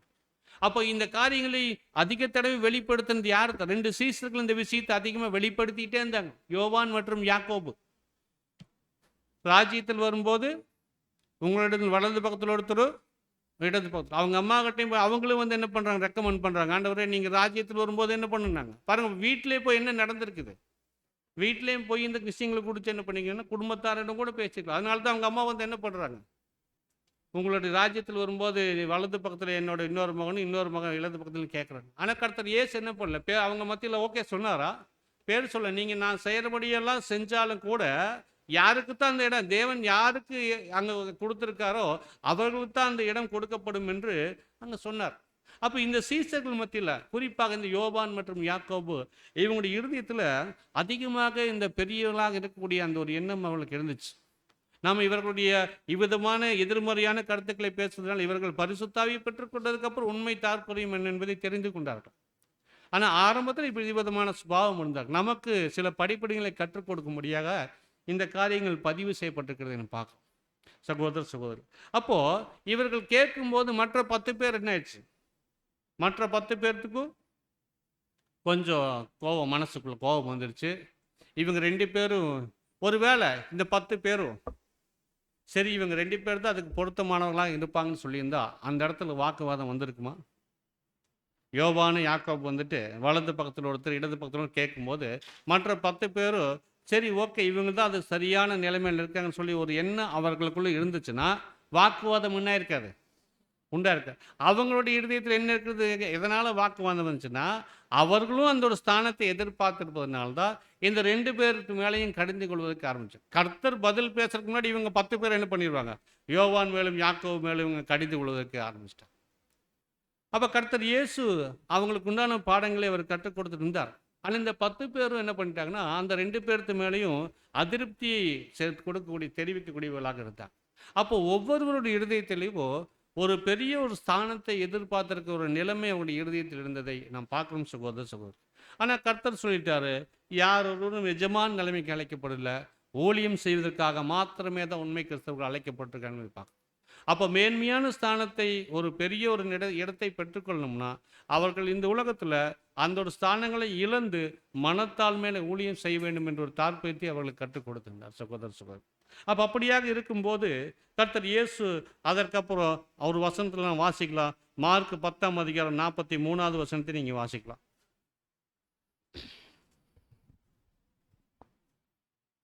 மார்க் 10:43. உங்களுக்குள்ளே அப்படி இருக்கலாகாது. உங்களில் எவனாகிலும் பெரியவனாய் இருக்க விரும்பினால் அவன் உங்களுக்கு பணிவிடைக்காரனாய் இருக்க கடவன். போதுங்க, என்ன சொல்லிட்டாரு? முதல் வசனம் பேசுறாரு, உங்களில் எவனாகிலும் நீங்க பெரியவனாக இருக்க விரும்பிட்டீங்கன்னா நீங்க என்ன பண்ணணும், பணிவிடைக்காரனாக இருக்கணும் அப்படின்ட்டாரு. அதுக்கப்புறம் அடுத்த வசனம் வாசிங்க, அடுத்த பகுதி. அப்படியே மனுஷகுமாரனும் சிஸ்டர், உங்களில் எவனாகிலும் முதன்மையானவனாய் இருக்க விரும்பினால் அவன் எல்லாருக்கும் ஊழியக்காரனாய் இருக்க கடவன். பாருங்க, 2 வசனத்துல பேசிட்டார். இவர்கள் மத்தியில் ஏற்பட்ட அந்த வாக்குவாதங்களுக்கு கர்த்தர் இயேசு பதில் சொல்றாரு, உங்களில் எவனும் பெரியவனாக இருக்க வேண்டும் விரும்பிட்டீங்கன்னா நீங்க பணிவிடைக்காரனா இருங்க. 43ஆம் வசனத்தை பேசுறார். 44ஆம் வசனம், உங்களில் எவனாலும் முதன்மையாக இருக்க விரும்பிட்டீங்கன்னா அவன் உங்களுக்கு ஊழியக்காரனாய் இருக்க கடவுள் என்ற வார்த்தைகள் சொல்லப்படுகிறது. அப்போ கர்த்தர் இயேசு ஒருவர் மேன்மையான ஸ்தானத்தை பெற்றுக்கொள்ள வேண்டும் என்று விரும்பிட்டா அவர்கள் ஒன்று பணிவிடைக்காரனாக மாறணும், இல்லை ஊழியக்காரனாக அங்கே ஊழியம் செய்யணும். இந்த 2 வேலை ஒருவர் செஞ்சாதான் அவர் என்ன பண்ண முடியும்னா அந்த ஒரு மேன்மையான ஸ்தானத்தை அவர் பெற்றுக்கொள்ள முடியும். ஒருத்தருக்கு பணிவிடைக்காரனாக இருப்பதை தவிர்த்துட்டோ அல்லது ஊழியம் செய்யாமலோ ஒரு மேன்மையான ஸ்தானத்தை பெற்றுக்கொள்ள முடியாது என்பதை நாம் பார்க்கலாம். ஆனால் இந்த வார்த்தைகளை நாம் படித்தோம் பாருங்க, ஊழியக்காரனாக இருக்க கடவன். இந்த வார்த்தைக்கு ஒரு சரியான மொழிபெயர்ப்பு, கிரேக்க பதத்திலிருந்து சரியான மொழிபெயர்ப்பு என்ன வரும்னா, அங்கே பொதுவான மொழிபெயர்ப்பில் கிங் ஜேம்ஸ் வெர்ஷனில் பார்த்தீங்கன்னா அது ஊழியக்காரனாக இருக்க கடவன் என்ற வார்த்தை போடப்பட்டிருக்கு. ஆனால் எக்ஸாக்ட் நீங்கள் கிரேக்க பதத்துடைய மொழி மாற்றம் பண்ணோம்னா அது அடிமை என்ற வார்த்தை பயன்படுத்தப்பட்டிருக்கிறதை பார்க்கணும். ஒருவன் உங்களுக்கு பெரியவனாக இருக்க விரும்பிட்டீங்கன்னா பணிவிடைக்காரனாக இருக்கணும். நீங்கள் முதன்மையானவனாக இருக்க விரும்பிட்டீங்கன்னா மற்றவர்களுக்கு நீங்கள் அடிமையாக இருக்க அந்த ஊழியக்காரனாக இருக்க வேண்டும் என்ற வார்த்தைக்கு அடிமை என்ற வார்த்தை அங்கே பயன்படுத்தப்பட்டிருக்கிறதை பார்க்கலாம். இந்த அடிமை என்ற வார்த்தை அங்கே வரும்போது இந்த அடிமையினுடைய வார்த்தையினுடைய உள்ளான ஒரு ஆழமான அர்த்தம் நமக்கு தெரியுமா தெரியாது. அடிமைன்னு என்ன சொல்லலாம், அடிமைக்கு என்ன விளக்கம் கொடுக்கலாம், அடிமைக்கு என்ன விளக்கம்? சரி, இன்னும் சொல்கிறேன். அடிமைன்னு என்ன, ஊழியக்காரன் என்ன, 2க்கு வித்தியாசம் இருக்காதுங்க. அடிமையாக இருக்க கடவுள்னு சொல்லிட்டார், ஊழியக்காரன் இல்லை, அடிமையாக இருக்க கடவுள் வார்த்தை தான் அங்கே சொல்லப்பட்டிருக்கு. நம்மள எத்தனை பேர் நாங்கள் அடிமையாக இருக்க விருப்பப்படுறோன்னு சொல்கிறோம். அடிமை என்ற வார்த்தையை நம்ம பயன்படுத்துகிறோம். அன்றைக்கி உலகத்தில் யாருமே அடிமை என்ற வார்த்தையை பயன்படுத்த மாட்டாங்க பாருங்கள். வேலைக்காரன் கூட சொல்லுவாங்க, ஆனால் அடிமை என்ற வார்த்தை என்ன பண்ண மாட்டாங்க, சொல்ல மாட்டாங்க. அதனுடைய ஆழமான அர்த்தம் போய் பார்க்கும்போது அந்த அர்த்தம் என்ன பண்ணும், ஒரு ஒரு ஒரு சராசரி மனிதனுடைய தரத்தை குறைத்து விடுகிறதாக இருக்குது அடிமை என்ற வார்த்தை. அல்லது ஒரு தனி மனிதனுடைய குறைவாக, தனி மனிதனுடைய அந்த மதிப்பை குறைவாக காட்டக்கூடியதாக இருக்குது அந்த அடிமை என்ற வார்த்தை. வேலைக்காரன் ஊழியக்காரன் என்று கூட சொல்லுவாங்களே தவிர அடிமை என்று யாரும் என்ன பண்ணுறது இல்லைன்னா அங்கே சொல்ல மாட்டாங்க. ஆனால் கர்த்தர் பேசிட்டாரு, நீங்கள் அடிமையாக இருக்க வேண்டும் என்ற வார்த்தை பேசிட்டார். நம்மில் எத்தனை பேர் இந்த நிலைமைக்கு வருவதற்கு தயாராக சோதிச்சு பார்க்கலாம். இந்த ஒரு காலங்கள் ஒரு பரீட்சை நிறைந்த ஒரு காலங்களாக இருக்கும்போது நாம் எந்த ஒரு சுபாவத்தில் நாம் இருக்கணும், நம்மை நாமே பெரிதாக எண்ணிக்கொண்டு, நம்மை நாமே சிறந்தவர்களாக எண்ணிக்கொண்டு, நம்மிடத்திலிருந்து செயல்படுகிற எல்லா வெளிவடுகிற கிரியைகளும் செயல்படுத்துகிற செய்கைகளும் ரொம்ப சிறந்ததாகவும் மேன்மையானதாக இருப்பதனால நாம் மேன்மையான ஸ்தானத்தை கண்டிப்பாக பெற்றுக்கொள்வோம் நம்முடைய இருதயத்தில் நினைத்து கொண்டிருக்கிறோமா? இல்லை, நாம் இன்னும் தாழ்மை என்னும் குணலட்சணம் வளர்த்து கொள்ள வேண்டியது அவசியமாக இருக்குது. நம்முடைய கவனம் முழுவதும் அதில் தான் இருக்க வேண்டும் என்ற ஒரு பரிசோதனை செய்து பார்த்து முடிவுகளை எடுக்கிறோமா சகோதர சகோதரி? பாருங்க, அப்படின்னா ரெண்டாவது முடிவை நம்ம பதிவில் எடுத்தோம்னா கண்டிப்பாக நம்மை பரிசோதித்து பார்க்கும்போது நாம் மற்றவர்களுக்கு அடிமை போல இருந்து ஊழியம் செய்யக்கூடியவர்களாக இருக்கிறதை நாம் தேர்ந்தெடுத்தோம்னா அது சிறப்பானதாக இருக்கும் என்பதை நாம் பார்க்கணும். இப்போ அடிமை மற்றும் ஊழியக்காரனுக்கு வித்தியாசம் பார்த்தோம்னா உங்களுக்கு நாம் புரியுற மாதிரி சொல்லணும்னா, முதலாவது ஊழியக்காரர் அப்படின்னு சொல்லிட்டோம்னா ஒருத்தருக்கு ஒரு வேலையை நம்ம செய்ய கொடுக்குறோம். அவர் அந்த வேலையை செய்கிறார் அப்படின்னா அவருக்கு அந்த வேலை பிடிச்சா என்ன பண்ணுவார், அவர் பிடிச்சா அந்த வேலை செய்வார், பிடிக்கலன்னு என்ன பண்ணிடுவார், அவர் விருப்பம் இருந்தால் அந்த வேலையை செய்வார், அல்லது விருப்பம் இல்லைன்னா அந்த வேலையை செய்ய மாட்டார். அவர் எதிர்பார்த்த மாதிரி வெகுமதி அந்த ஊழியத்துக்கு கிடைச்சதுன்னா அவர் செய்வார், இல்லைன்னா அவர் என்ன பண்ண மாட்டார், செய்ய மாட்டார். அல்லது அவருடைய தனி மனித தன்னுடைய மதிப்பை குறைப்பதாக இருந்ததுன்னா அவர் என்ன பண்ண மாட்டார்னா அந்த வேலையை அவர் என்ன பண்ண மாட்டார், செய்ய மாட்டார். இதுதான் ஊழியம், வேலை. ஆனால் அடிமை என்பது அப்படி இல்லை. அடிமை என்பது அவர் விரும்பினாலும் விரும்பாட்டியும் அந்த வேலையை அவர் என்னத்தான் பண்ணியாகணும், செஞ்சுதான். அதுலேருந்து அது விதி விலக்கல. ஒரு வேலை அதுலேருந்து அது விடுதலை பெற விரும்பிட்டார்னா அவருடைய வாழ்க்கையை அது ஆபத்தில் போய் முடியும். அப்போ அடிமை நிலை அப்படித்தான். ஏன்னா அந்த காலங்களில் இஸ்ரேல் தேசங்களில் இப்படித்தான் இருந்துச்சு. அடிமைகள் அங்கே அந்த பழக்க வழக்கம் இருந்துச்சு. கர்த்தர் இயேசு வரும்போது ரோமர்களுடைய ஆட்சி காலத்தில் இந்த ரோமர்களுடைய அடிமையாக அப்படித்தான் பயன்படுத்திட்டு இருந்தாங்க. அவங்களுக்கு அவங்க விரும்பினாலும் விரும்பாட்டியும் அவங்களுக்கு நியமிக்கப்பட்டிய பணியை அவங்க செஞ்சே ஆகணும். இதுதான் அடிமை மற்றும் ஊழியக்காரருக்கு இருக்கக்கூடிய அங்கே நிலைமை. அருமையான சகோதர சகோதரர், அப்போது இன்னைக்கு உண்மையான ஒரு கர்த்தருடைய சீசர்களாக நாம் இருக்கணும்னா நம்முடைய சரியான நிலைமை அந்த எக்ஸாக்டாக எது போல இருக்கணும்னா இந்த அடிமை நிலை போல தான். நாம் ஊழியக்காரர்கள் இல்லை, விரும்பினா செய்யலாம், விரும்பாட்டி விட்டுட்டு போகிறக்கு அப்படி நம்ம அழைக்கப்படல சகோதர சகோதரர். ஆனால் இந்த நிலைமைக்கு வர்றது நம்முடைய சுயாதீனம், அது நம்முடைய விருப்பம் இருக்கணும், யாருக்கும் கட்டாயம் இல்லை. ஆனால் உள்ளே வந்துட்டோம்னா என்ன பண்ணணும்னா அங்கே சொல்லப்பட்ட சட்டத்திட்டங்களுக்கு உட்பட்டு நாம் வேலையை செஞ்சு தாகணும். மற்றவர்களுக்கு அடிமை நிலையிலிருந்து தான் நம்ம என்ன பண்ணணும்னா நம்மை தாழ்த்தி நம்முடைய ஊழியங்களை சொல்ல வேண்டும். அப்போ ஒவ்வொரு உண்மைக்கு துல்லியமான நிலைமை என்னவென்று கேட்டோம்னா மற்றவர்களுக்கு இந்த மாதிரி இருந்து ஊழியம் செய்யக்கூடிய நிலைமை. அப்போ ஊழியக்காரர் என்று நீ வருகிற வார்த்தைகள் பயன்படுத்தணும், நீங்கள் புரிஞ்சுக்குங்க, அது அடிமை என்ற நிலைமை பயன்படுத்து. அந்த எக்ஸாக்டான அந்த ஒரு நிலைமைக்கு தான் சகோதர சகோதரர்களே நாம் அழைக்கப்பட்டிருக்கோம் சகோதர சகோதரர். பாருங்க, இவ்விதமான இந்த ஊழியக்காரர்கள் பற்றி புதிய ஏற்பாட்டில் அநேக வசனங்கள் பேசியிருக்கு. இந்த ஊழியக்காரருடைய நிலைமைகள், அவர்கள் எப்படி அவங்க அந்த வேலைகளை செஞ்சு பலன்களை பெற்றுக்கொண்டாங்க, அதையெல்லாம் பார்க்கும்போது ஒரு உதாரணம் மாத்திர வாசிங்க. லூக்கா 17ஆம் அதிகாரம் 7லிருந்து 2 வசனங்கள் அது 3 வசனங்கள் மாத்திர வாசிங்க. 10 வரைக்கும் அந்த சம்பவம் இருக்கும். பரிச்சயமான விஷயங்கள் இருந்து தான் நம்ம இந்த பாடத்தை பார்க்கிறோம். உங்களில் ஒருவனுடைய ஊழியக்காரன் உழுது அல்லது மந்தை மேய்த்து வயலிலிருந்து வரும்போது எஜமான் அவனை நோக்கி, நீ முன்பு போய் சாப்பிட்டு வா என்று அவனுக்கு சொல்வானோ? இப்போ ஒரு ஊழியக்காரன் அண்ட் எஜமான் இவர்கள் மத்தியில் நடக்கிற ஒரு சம்பவத்தை பற்றி கர்த்தர் பேசின இந்த ஒரு சம்பவம் அங்கே இருக்கிறதை நம்ம பார்க்கணும். ஒரு ஊழியக்காரன் வயலிலிருந்து அவர் மந்தை மேய்த்து உழுதுட்டு வரும்போது வந்தோடனே எஜமான் என்ன பண்ணுவார், நீ உழுதுட்டு மந்தை மேய்த்து ரொம்ப டயர்டாக வந்திருக்க, நீ என்ன பண்ணு, முதல்ல போயிட்டு சாப்பிட்டு வா சொல்லுவாரா? சொல்ல மாட்டார். அந்த காலங்கள் அப்படியெல்லாம் எஜமான்கள் சொல்ல மாட்டாங்க. அவர் முதல்ல என்ன பண்ணுவார், இவர் அங்கெல்லாம் வேலை முடிச்சுட்டு இவர் எதிர்பார்க்கலாம், நம்ம இவ்வளோ வேலை செஞ்சுட்டு வந்திருக்கிறோம், எஜமான் நமக்கு கொஞ்சம் ஓய்வு கொடுப்பாரு, நம்மளை முதல்ல சாப்பிட சொல்லணும்னு எதிர்பார்க்கலாம். ஆனால் என்ன நடக்காது, அப்படி இல்லை. நீ முதல்ல போயிட்டு என்ன பண்ணு, எனக்கு போஜனத்தை எடுத்து வச்சுட்டு எனக்கு ஊழியம் செஞ்சு அப்புறம் நீ பிறகு என்ன பண்ணலாம், நீ சாப்பிடலான்னு தான் எஜமான் சொல்லும். அவர் செஞ்ச ஊழியங்களுக்கு அவர் உபகாரம் செய்வாரோ என்ற வார்த்தையும் கேட்கப்பட்டிருக்கு. கர்த்தர் இயேசு பேசியிருப்பார் இந்த ரோமை. அவர் செஞ்சுட்டு வந்த ஊழியங்களுக்கு அவர் உபகாரம் செய்வாரோ, இல்லையே. அப்போ என்னதான் அவருக்கு வேலை செஞ்சு வந்தாலும் இதே போல தான் நீங்களும் உங்களுக்கு கட்டளையிட்ட வேலையெல்லாம் செஞ்சுட்டு, யார்கிட்ட பேச, சீசர்கிட்ட பேசுறாரு. நீங்களும் உங்களுக்கு கட்டளையிட்ட வேலையெல்லாம் செஞ்சுட்டு அது செஞ்சு முடிச்சதுக்கப்புறம் நீங்கள் என்ன தான் சொல்லணுன்ட்டாரு, நாங்கள் அப்பிரயோஜனமான ஊழியக்காரர் என்று தான் நினைக்க வேண்டும் என்ற வார்த்தையை எங்க சொல்லுகிறதை நான் பார்க்க. அப்போ ஒருத்தர் ஊழியம் செஞ்சுட்டு தமக்கு மேன்மையான ஒரு நிலைமை கிடைக்கும் அல்லது ஒரு பெரிய ஒரு பரிசு கிடைக்கும் என்று எதிர்பார்த்தாருன்னா அது கிடைக்காது. நீங்கள் செஞ்சுட்டு நீ முடிவில் என்ன தான் சொல்லணுன்ட்டாரு, நீங்கள் செஞ்ச வேலை எதுவுமே, நாம் செஞ்ச வேலை என்ன சொல்லிட்டாரு, நீங்கள் அப்பிரயோஜனமான ஊழியக்காரன்ட்டார்.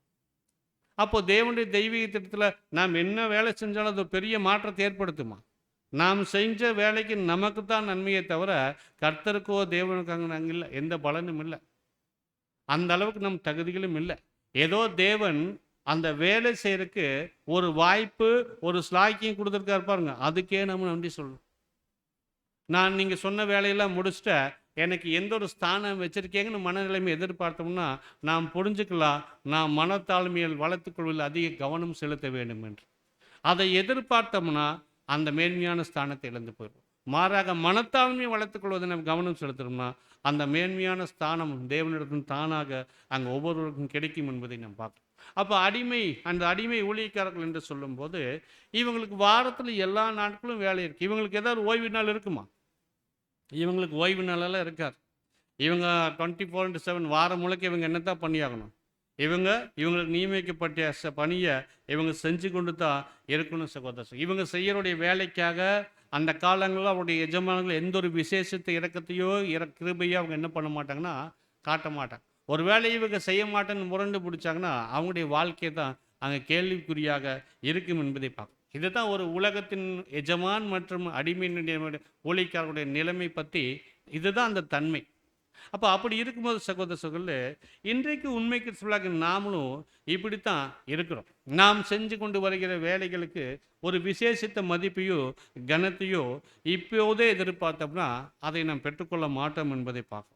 அப்போ இந்த காலங்களில் நாம் எப்படிப்பட்ட வேலைகள் செஞ்சாலோ எப்படிப்பட்ட சிறப்பான ஊழியங்கள் செஞ்சாலும் பெரிய ஸ்தானத்தை பெற்றுக்கொள்வதற்கு இப்போது இடம் இல்லை என்பதை நாம் பார்க்கணும் சகோதரர். அப்போ அப்படியாக நாம் என்னத்தான் மிகப்பெரிய வேலைகள் செஞ்சிட்டாலும், நம்மிடத்திலிருந்து எப்படிப்பட்ட சிறப்பான செயல்கள் வெளிவந்துட்டாலும் நம்முடைய இருதயத்தில் தோன்றும், நாம் இன்னைக்கு நல்ல ஒரு வேலை செஞ்சுருக்கோம், இன்னைக்கு கர்த்தருடைய ஊழியத்தில் நல்ல ஒரு வேலை செஞ்சிட்டோம், இன்னைக்கு ஒரு கிளாஸ் எடுத்துட்டோம், அல்லது ஒருத்தருக்கு இப்படி பண்ணிட்டோம், ஏதோ ஒரு நன்மைகள் செஞ்சுட்டோம், உதவி செஞ்சுட்டோம், ஆவிக்குரிய விதத்தில் இவ்வளோ வேலைகள் செஞ்சுட்டோம், இது சிறப்பானதாக இருக்குன்னு நம்ம நினச்சோம்னா, அப்படி நினைக்கும் போது கூடவே கர்த்தருடைய வார்த்தை நமக்கு ஞாபகத்தில் வரணும், நீங்கள் அப்பிரயோஜனமான ஊழியக்காரர். ஒருவேளை அப்படி சிறப்பானதாங்கன்னு நீங்கள் நினச்சிட்டிங்கன்னா அதைக்கே கொடுத்தான கனத்தையும் மகிமையும் நீங்கள் தேட வேண்டாம். அது யாருக்கு கொடுத்துடணும்? தேவனுக்கு அந்த கனத்தையும் மகிமையும் அது கொடுக்கக்கூடியவர்களாக இருக்க வேண்டும் என்பதை நாம் பார்க்கிறோம் சகோதரர்களே. இந்த ஒரு சுபாவத்தை தான் கர்த்தர் இயேசு சீசர்களுக்கு எதிர்பார்த்தார். இவர்கள் மனத்தாழ்மை காமிக்க வேண்டுங்கிறத எதிர்பார்த்தார் கர்த்தர் இயேசு. பாருங்க, 3 வருஷம் கர்த்தர் கூட நடந்தாரு. கர்த்தர் இயேசு தன்னை ஒரு முன்மாதிரியாக காமிச்சாரு. எஜமான் அவங்களுக்கு ஊழியம் செஞ்சு காமிக்கும் போது இவர்கள் அதன் மேலே கவனம் செலுத்தி இவர்களும் தன்னுடைய எஜமான் போலயும் இவர்களும் மாறி இருப்பாங்கன்னு எதிர்பார்த்தா என்ன பண்ண முடியல இவங்கனால. இவங்க அந்த மனத்தாழ்மையில கவனம் செலுத்துவதை தவிர்த்துட்டு மீதி எல்லா மேன்மையான ஸ்தானங்களையும் எதிர்பார்த்தாங்க. மிகப்பெரிய ஒரு குறைபாடு அவர்கள் மத்தியில் அந்த ஆரம்ப காலகட்டங்கள் இருந்ததை நாம் பார்க்கணும். கர்த்தர் இயேசு இவங்களிடத்தில் எதிர்பார்த்த எந்த குணலட்சணமும் அல்ல. இப்போ இறுதி தருவாயில கூட என்ன பண்ணுறாங்க, ஆறுதல் தர வேண்டிய தருணத்தில் கூட என்ன பண்ணுறாங்கன்னா, யார் பெரியவனாக இருப்பான்ற வாக்குவாதத்துக்குள்ளாக அவங்க கடந்து வந்தார்கள் என்பதை நாம் பார்க்குறோம் சகோதரர்கள். அப்போ இப்படியாக இந்த எஜமான் அடிமை என்கிற அந்த உறவை பொறுத்த வரைக்கும் இது உலகத்தின் நடைமுறை இப்படியாக இருக்கு. எஜமான் வேலை வாங்குவார், அவருக்கு உபகாரம் செய்ய மாட்டார், விசேஷத்த கிருபை இரக்கம் காட்ட மாட்டார். இது உலகத்தின் எஜமான்களுக்கு இருக்கக்கூடிய எஜமான்கள் மற்றும் அடிமைகளுக்கு இருக்கக்கூடிய ஒரு காரியமாக இருக்குது என்பதை நாம் பார்க்கணும். ஆனால் நாம் அடிமைகள் என்று சொல்லும்போது நாம் யாருக்கு அடிமைகள்? நம்முடைய எஜமானுக்கு நாம அடிமைகளாக இருக்கோம்.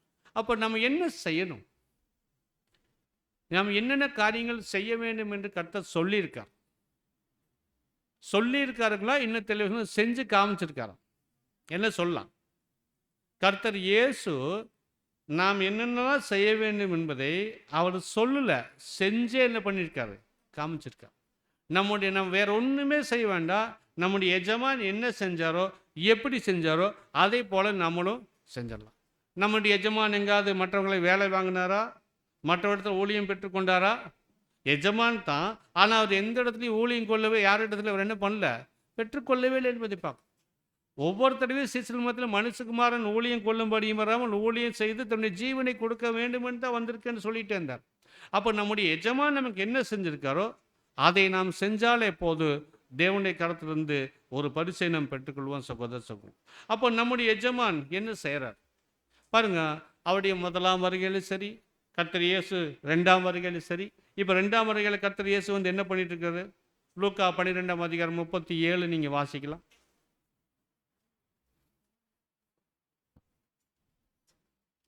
எஜமான் வரும்போது விழித்திருக்கிறவர்களாக காணப்படுகிற ஊழியக்காரரே பாக்கியவான்கள்.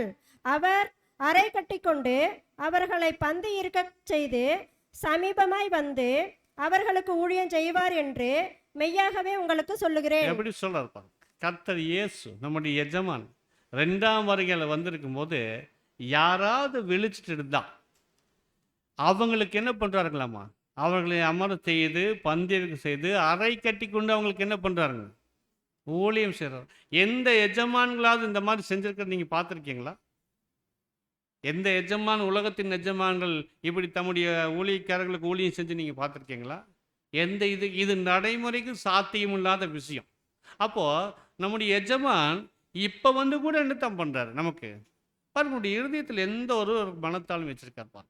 நம்மளுக்கு ஊழியம் செய்வது தான் ஒரு விருப்பப்பட்டிருக்கு. வந்து பந்தி இருக்க செய்து அமர செய்து அறை கட்டி கொண்டு நம்மளுக்கு என்ன பண்ணுறாருக்கலாமா? ஊழியம் செய்கிறோம். அப்போ நம்முடைய எஜமான் என்ன செஞ்சாரோ அதை நாம் செஞ்சாலே போது ஒரு நல்ல நிலைமையினுடைய ஆசீர்வாதத்தை நாம் பெற்றுக்கொள்வோம் சகோதர சகோதரி. மாறாக உலகத்தின் எஜமான்கள் போல் இருப்பதற்காக நாம் அழைக்கப்படலை. மாறாக நம்ம அடிமைகளாக இருந்து அழைக்கப்பட்டிருக்கோம். ஊழியக்காரர்களாக இருக்க வேண்டும் என்பதற்காகத்தான் அழைக்கப்பட்டிருக்கோம் சகோதர சகோதரி. அப்போ நம்ம ஒரு முன்மாதிரியை பின்பற்றணும்னா உலகத்தின் எஜமான்கள் மாதிரி இல்லை. நம்முடைய எஜமான் கர்த்தர் இயேசு தான் அங்கே முன்மாதிரியாக இருக்கிறார் என்பதை நம்ம பார்க்கணும். அவரிடத்திலிருந்து பரிபூர்ணமான அந்த முன் அடையாளங்கள், முன்மாதிரிகள் நிறைய அவர் வெளிப்படுத்தி காமிச்சிருக்கார். அவரை பார்த்து அவர் எப்படி செஞ்சாரோ, எந்த விதமான ஊழியம் செஞ்சாரோ அது மாதிரி நாம் செய்தாலே போது அதற்கே உடுத்தான பலனை நாம் பெற்றுக்கொள்வோம் சகோதர சகோதரி. அதான் பாருங்க, அங்கே அப்போஸ்தலர் பவுல் பிலிப்பியருக்கு எழுதின நிருபத்தில் பேசும்போது 2ஆம் அதிகாரம் 3-8 வரைக்கும் இந்த மனத்தாழ்மைங்கிற காரியத்தை கொடுத்து அப்போஸ்தலர் பவுல் பேசியிருப்பார். ஒரு உண்மை கிறிஸ்தவர்களுக்கு இருக்க வேண்டிய குணலட்சணம் அல்லது வளர்த்தி கொள்வதில் அதிகமாக கவனம் செலுத்த வேண்டிய ஒரு காரியம் என்னன்னா இந்த விஷயம்தான். இந்த மனத்தாழ்மை இல்லாமல் யாருனாலும் என்ன பண்ண முடியாதுன்னா பெரிய ஸ்தானத்தை பெற்றுக்கொள்ள முடியாது. பாருங்க, இப்ப 2ஆம் அதிகாரம் 3வது வசனத்தை நீங்க வாசிங்க. ஒன்றையும் வாதினாலாவது வீண் பெருமையினாலாவது செய்யாமல் சொல்லிட்டார். எந்த காரியத்தை நீங்க செஞ்சாலும் உங்களுக்கு ஒரு ஊழிய வாய்ப்போ அல்லது எந்த ஒரு விஷயம் வந்துட்டால் நீங்க என்ன பண்ண வேண்டாம். வாதினாலாவது வீண் பெருமைக்காக நீங்க என்ன பண்ணிடாதீங்க, செஞ்சிடாதீங்க. மாறாக நீங்க எப்படி செய்யணும்னா நம்முடைய எஜமான் எப்படி செஞ்சாரோ அப்படி செய்யும். நம்முடைய எஜமான் எப்படி செஞ்சாரோ அடுத்த வசனம் வாசிங்க. மனத்தாழ்மையினாலே ஒருவரை ஒருவர் தங்களிலும் மேன்மையானவர்களாக எண்ண கடவீர்கள். எப்படி சொல்லிட்டாரு? மேன்மையாக நீங்க என்ன விரும்பிட்டீங்கன்னா நீங்க எதுல தான் மேன்மையாக எண்ணணும்? ஒருவரில் ஒருவர் மனத்தாழ்மையா இருப்பதில் நீங்க என்ன பண்ணுங்க, மேன்மையாக. அப்போ ஒருவருக்கொருவர் மனத்தாழ்மையா இருப்பது தான் அதிக கவனம் செலுத்த வேணும். அதை தவிர்த்துட்டு ஒருவரை காட்டில் நான் தான் பெரியவன், நான் தான் மேன்மையான ஸ்தானத்தை பெற்றுக்கொள்ள வேண்டும் நினைச்சோம்னா அது வாதினாலும் வீண் பெருமையினாலும் செய்கிற ஊழியமாக அங்கே மாறிவிடும் சகோதர சகோதரர். அப்போ கண்டிப்பாக மனத்தாழ்மையிலும் தங்களில் ஒருவர் ஒரு மேன்மையானவர்களாக என்ன கடவீர்கள். அவனவன் தனக்கானவன் அல்ல பிறனுக்கானவன் நோக்குவானாக. அதுக்கப்புறம் பேசுறாரு, கிறிஸ்து இயேசுவில் இருந்த சிந்தையே உங்களுக்கு. கர்த்தரிடத்துல என்ன சிந்தை இருந்துச்சோ, கர்த்தர் இயேசு எஜமான் போல நடந்து கொள்ள எங்கேயும். கர்த்தர் இயேசு ஒரு ஊழியக்காரன் போலத்தான் நடந்தார். ஈவன் அவர் எஜமானாக இருந்துட்டாலும், அவர் போதகராக இருந்துட்டாலும், ஒரு தலைவராக இருந்துட்டாலும், அவர் ஊழியக்காரன் போலத்தான் செயல்பட்டார். ஒரு தலைவர் தன்னுடைய கூட்டத்தினுடைய கால்களை கழுவுறாருன்னா எந்த எஜமானும் இது செய்ய துணிய மாட்டாங்க. பாருங்க, அவங்களுக்குள்ளேயே கால்களை கழுவ மறந்து போகும்போது, அவங்களுக்குள்ளேயே கால்களை கழுவ தயக்கம் இருக்கும்போது, எஜமானவர்களை கால்களை கழுவுறாருன்னா எப்படிப்பட்ட எஜமான் நமக்கு ஒரு முன்மாதிரியாக தேவனால் கொடுக்கப்பட்டிருக்கார் என்பதை நாம் பார்க்கணும். பாருங்க, அவரை பற்றி பேசும்போது கிறிஸ்தியே சுனித சிந்தியை உங்களிலும் இருக்க கிடவது, அவர் தேவனுடைய ரூபமாயிருந்தும் தேவனுக்கு சமமாயிருப்பதை கொள்ளையாடின பொருளாக இல்லாமல் தம்மை தாமே வெறுமையாக்கி அடிமையின் ரூபம் எடுத்து மனுஷ செய்யலாம். அப்போ கர்த்தர் இயேசு எல்லா தருணங்களையும் என்னத்தான் காமிச்சிருக்காரு? மனத்தாழ்மை தான் காமிச்சிருக்காரு. எந்த நிலைமைக்கு போனாலும் அவர் மனத்தாழ்மையில அந்த நிலைமைகளை அவர் எடுத்து அங்கே மனுஷ சாயலர் வரைக்கும் ஒரு மனத்தாழ்மை நிலைமையில கர்த்தர் இயேசு அங்கே வந்ததை நாம் பார்க்கணும் சகோதரர். சிலுவை மரண பரிந்தும் தன்னை என்ன பண்ணிட்டார்னா அவர் காத்து கொண்டார். அருமையான சகோதரர், இப்படியாக ஒரு உண்மை ஊழியக்காரர் என்பவர் இந்த நிலைமையில, அவர் அடிமை என்கிற நிலைமையில அல்லது ஒரு கட்டுண்ட நிலைமை, அந்த வார்த்தைக்கு கிரேக்க பதத்தில் போய் பார்த்தோம்னா ஸ்லேவ்ஸ் அல்லது பாண்டேஜ், கட்டுண்டவனாக அல்லது அடிமை என்ற வார்த்தை அங்கே பயன்படுத்தப்பட்டிருக்கும் போது இந்த ஒரு பொருளின் அடிப்படையில் தான் நம்முடைய ஊழியங்கள் அங்கே இருக்கும் என்பதை நாம் பார்க்குறோம். இதைத்தான் அப்போஸ்தலர் பவுல் இந்த பிரிப்பியரில் அவர் கற்றுக் கொடுத்துருக்கார். இந்த மாபெரும் வேலைகள் செஞ்சுட்டு இந்த பூமிக்குரிய காரியங்களில் எந்த விதத்தில் நீங்கள் ஆதாயம் தேடி விடாதீங்க. புகழோ பேரோ கனமோ மகிமையோ எதையுமே நீங்கள் என்ன பண்ணிடாதீங்கன்னா, நீங்கள் செய்கிற ஊழியத்துக்கு இந்த உலகத்தில் ஆதாயத்தை தேடிவிட வேணும் என்று பார்க்குறோம். ஏன்னா இந்த ஊழியம் செய்கிறது ஒரு ஸ்லாக்கியம், ஒரு பாக்கியம் என்று நாம் சொல்கிறோம். பாரு, இன்னைக்கு உலகத்தில் இன்னைக்கு நாம் இருக்கிறோம். இன்னைக்கு நமக்கு வேலையே இல்லை. இன்னைக்கு நம்ம குடும்பம் நடத்துறதுக்கு இன்னைக்கு ஒன்றுமே இல்லை. இன்னைக்கு வேலை இல்லை இருந்தால் தான் இன்னைக்கு நாளுடைய பொழுது நமக்கு கடந்து போகும், நம்முடைய குடும்பத்தை காப்பாற்ற முடியும். நமக்கு எந்த வேலையும் இல்லாத ஒரு சூழலில் இருக்கும்போது திடீர்னு ஒருத்தர் வந்து இன்றைக்கு நான் உனக்கு வேலை தரேன்னு சொன்னால் நம்முடைய மனதின் நிலைமை எப்படி இருக்கும்? எப்படி இருக்கும்? சந்தோஷமா இருக்குங்களா, கஷ்டமா இருக்குமா? என்ன சொல்லுவோம்? எஜமான் நீங்கள் என்ன கூலி கொடுக்குறீங்களோ கொடுங்க, நான் வந்து என்ன பண்ணுறேன், செய்கிறேன். ஏன்னா எதுவுமே இல்லாமல் சும்மா நின்று நமக்கு ஒரு ஊழிய வாய்ப்பு வந்து கொடுக்குறார். அதை கேட்ட பரிசு தரகிறார்.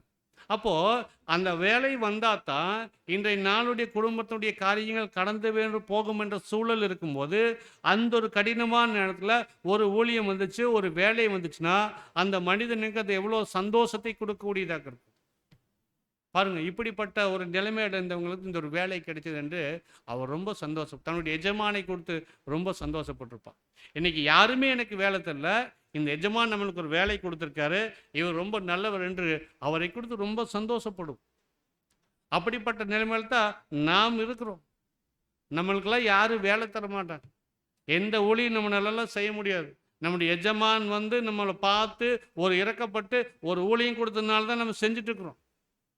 அதே ஒரு ஸ்லாக்கியம் அப்படி செய்யும் போது இந்த வேலை நிமித்தம் எனக்கு ஒரு நல்ல ஒரு ஸ்தானம் கிடைக்கும் நம்ம எதிர்பார்த்துருந்தோம்னா அது எப்படிப்பட்ட ஒரு சுபாவம் பாருங்க. அவர் வரலேன்னா இந்த ஒளி வாய்ப்பு நமக்கு இல்லாமல் போயிடும். அப்படின்னா கர்த்தர் இயேசு இதுக்கு தான் பேசுகிறார் ஓமை. 11ஆம் மணி வேலையுடைய ஓமை கர்த்தர் இயேசு பேசினாரா ஒளிக்காரனுடைய ஓமை? அதில் என்ன நடந்துச்சு? இந்த சம்பவம் எங்கே இருக்குன்னா மத்தேயு 20ஆம் அதிகாரம் 1லேருந்து 16 வரைக்கும் இருக்கு. முதல் வசனம் மாத்திரம் வாசிங்க, பரிச்சயமான விஷயம் என்பதனால புரிஞ்சுக்கும்.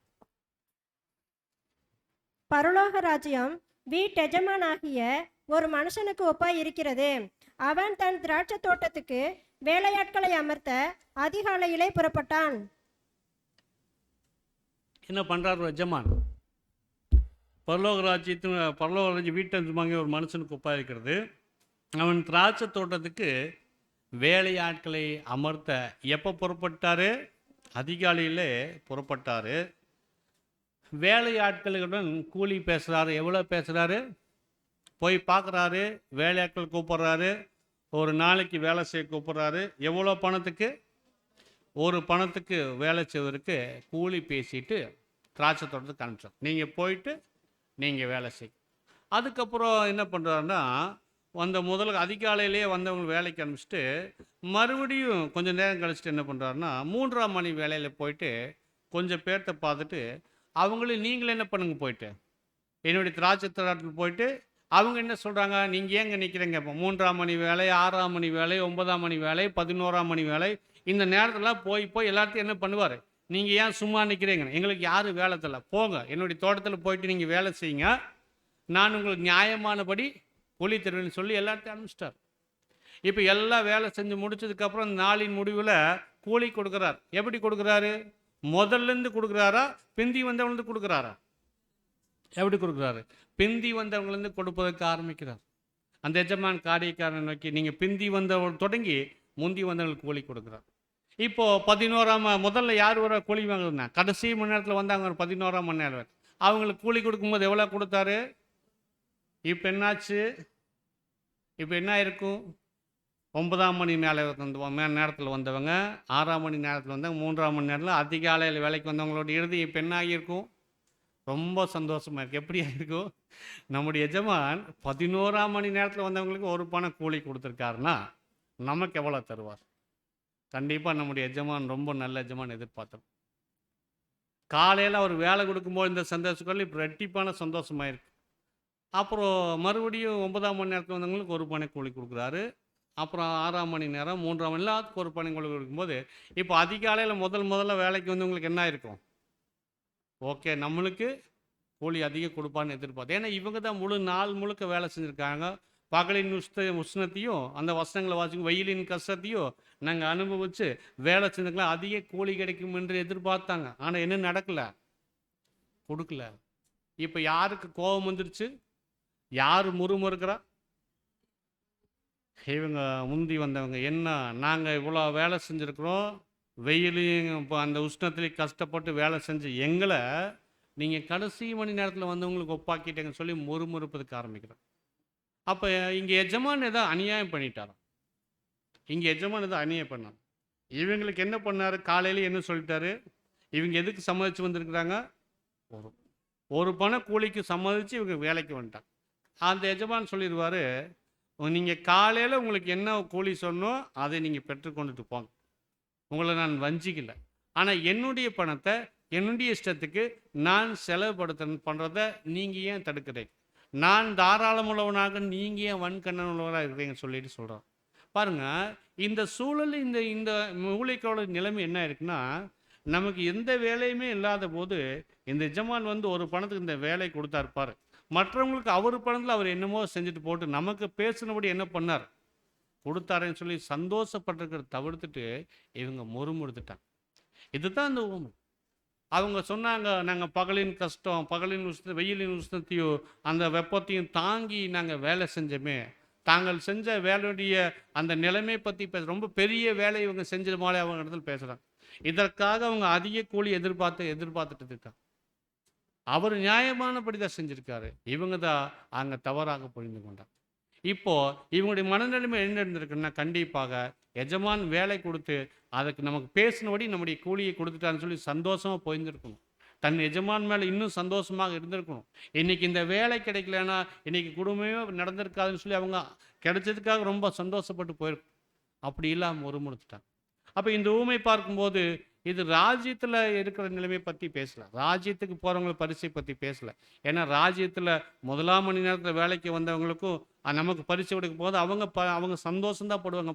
புதிய பரிசுத்தவான்கள் அவங்க யாரும் முறுமுறுக்க மாட்டாங்க. இது எதை பற்றி பேசுனா, அப்போது கர்த்தர் இயேசு இருந்த சூழல் பற்றி பேசுகிறார். கர்த்தர் இயேசுக்கு முன்பாக அவருடைய உபதேசங்களை கேட்டுக்கொண்டிருந்த 2 வகுப்பாக இருந்தாங்க. பரிசேயர் சதுசேயர் ஒரு பக்கம், அங்கே பாவிகளும் ஆயக்காரரும் பொது ஜனங்களும் ஒரு பக்கம். இப்போ கர்த்தருடைய அந்த சத்தியங்கள் ஜீவனை பெற்றுக்கொள்வதற்கான வழிமுறைகள் இந்த பரிசேயர் சதுசேயர் தங்களுக்கு தான் கிடைக்கும் என்று எண்ணிட்டு இருந்தாங்க. ஏன்னா இவங்க தான் ரொம்ப கஷ்டப்பட்டு வேலை செய்வதாக அவர்கள் எண்ணிக்கொண்டு இருந்தாங்க. ஏன்னா அதிகமான கஷ்டங்களையும் அதிகமான பாரங்களையும் சுமந்து, ஏன்னா கண்டிப்பாக செஞ்சிருக்கணும். ஏன்னா அவங்க நடிக்கிறாங்களோ இல்லையோ, கொஞ்சமாவது நியாயப்பிரமாணத்துக்கு இசைவாக வாழ்கிற மாதிரி என்ன பண்ணியிருக்கணும்? கொஞ்சம் என்ன பண்ணியிருக்கணும்? கொஞ்சம் காமிச்சிருக்கணும். அப்போ நாங்கள் இவ்வளோ கஷ்டப்பட்டு வரோமே, இவ்விதமான பிரமாணங்களெல்லாம் கடைப்பிடிச்சு நடந்துட்டு வரோமே, எங்களுக்கு நாங்கள் பெற்றுக்கொள்கிற கூலியை எங்களுக்கு அவங்களுக்கு சமமாக்கிட்டாங்களே, பொது ஜனங்களுக்கும் பாவி ஜனங்களுக்கும். பாருங்கள், இது என்ன வாய்ப்புனா, கர்த்தர் இயேசுவை பின்பற்றி ஜீவன் பெற்றுக்கொள்வது தான் அந்த ஒரு பண கூலி. அப்போ அந்த வாய்ப்பை எங்களுக்கு சமமாக்கிட்டீங்களா அவங்க? நாங்கள் இவ்வளோ கஷ்டப்பட்டு வந்த எங்களை நீங்கள் இவ்வளோ பாவி ஜனங்களை இந்த இவங்களுக்கு சரி சமமாக்கிட்டேன்னு சொல்லிட்டு முறுமுறுக்கிற சுபாவத்தை அவர்களுக்கு காமிச்சாங்க. பாருங்க, அவங்க செஞ்ச வேலைக்கு அதிக பரிசு அல்லது மேன்மையான ஸ்தானத்தை எதிர்பார்த்தவர்களாக அங்கே இருந்தார்கள் என்பதை நாம் பார்க்குறோம். சகோதர சகோதரன் முறுமுறுக்க ஆரம்பிச்சிட்டாங்க. எக்ஸாக்ட் இந்த சீசருடைய நிலைமை தான். தாங்கள் செஞ்ச ஊழியங்களுக்கு நல்ல ஒரு மேன்மையான ஸ்தானம் கிடைக்கும் என்று எதிர்பார்த்தாங்க. இவங்களும் நிறைய வேலைகள் செஞ்சுட்டோம், நிறைய கஷ்டப்பட்டுருக்கோம், எங்களுக்கு ஒரு நல்ல நிலைமை வேண்டும் என்று எதிர்பார்த்தாங்க. அப்படி இல்லை. நீங்கள் வேலை கிடைச்சதே நமக்கு ஒரு ஸ்லாக்கியம் என்று என்ன வேண்டும் என்று படிப்பினையை அவர் கற்றுக் கொடுத்தார் என்பதை பார்க்கணும். அதே போல தான் இந்த கெட்ட கொபாரன் ஓமையில் என்ன நடக்குது. போனவர் என்ன பண்ணுறார், திரும்பி வரும்போது திரும்பி வந்தார். திரும்பி வந்தாலும் அவங்க அப்பா என்ன பண்ணார், அவருக்கு எல்லாம் கொளுத்து கன்றையில் அடிக்கும்போது என்ன பண்ணுறார், மூத்த குமாரன் என்ன பண்ணிட்டாருன்னா முறுமுறுக்க ஆரம்பிச்சிட்டார். நான் வீட்டிலேயே இருந்து உங்களுக்கு கீழ்ப்பிடிஞ்சு நீங்கள் சொல்கிற வேலையெல்லாம் நான் செஞ்சுட்டு இருக்கிறேனே, எனக்கு நீங்கள் ஒரு நாள் இப்படி செஞ்சதில் முறுமுறுக்க ஆரம்பிச்சிட்டார். தாங்கள் செஞ்ச வேலையை ஒரு மேன்மையாக எண்ணி அதுக்கு அதிகமான கனத்தையும் மகிமையும் எதிர்பார்க்கிறவர்களாக இருந்தாங்க. இந்த சுபாவம் அவங்க காமிக்குது. ஆனால் சகோதர சகோதரர்களே, இப்படி இல்லை என்பதை நான் பார்க்க. இதெல்லாம் யூத யுகத்தின் முடிவில் நடந்த சம்பவங்களை உதாரணங்களாக கர்த்தர் பேசினார். இன்னைக்கு சுவிசேஷ யுகத்தின் முடிவு அப்படித்தான் இருக்கு. 2 யுகத்தின் முடிவுலையும் அறுப்பு மிகுதி, வேலையாட்கள் குறைவாகத்தான் இருக்கு. இன்னைக்கு நாம் எப்படி முறுமுறுக்கிறோம்? இந்த 2 கேரக்டர், இந்த ஊமையில் வந்த 2 ஊமையில் பார்த்தவங்க மாதிரி நாம் இருக்கிறோமா? இன்னைக்கு அதிகாலையில் வேலைக்கு நான் வந்திருக்கிறோமோ? நமக்கு யாரும் வேலை தருவார் ஒருத்தரும் இல்லை. ஏதோ கர்த்தர் இறக்கப்பட்டு தயவு பண்ணி நம்மளை பாவங்கள் எல்லாம் மன்னிச்சு ஒரு அழைப்பு கொடுத்து ஒரு ஊழியம் கொடுத்துருக்காரு. நம்ம வேலை செய்கிறோம். நமக்கு மாத்திரம்தான் இங்கே வேலை செய்யறதுக்கு உரிமையா இல்லை? என்ன பண்ணுறாரு, 11ஆம் மணி, 3ஆம் மணி, 6ஆம் மணி, 9ஆம் மணி நேரத்தில் எல்லாம் வந்தவங்களுக்கு கொடுக்குறாரு. அப்படின்னா நாம் ஊழியம் செய்வது போல மற்றவங்களும் செய்யலாம். நான் ஒரு கிளாஸ் எடுப்பது போல மற்றவங்களும் கிளாஸ் எடுக்கலாம். இப்படியாக அந்த காரியங்களுக்கு கடந்து வரும். அப்போது நான் அதிக கஷ்டப்பட்ட இந்த இவங்களுக்கு என்ன சரிசமமாக்கினர் ஒருபோது என்ன பண்ண வேண்டாம்.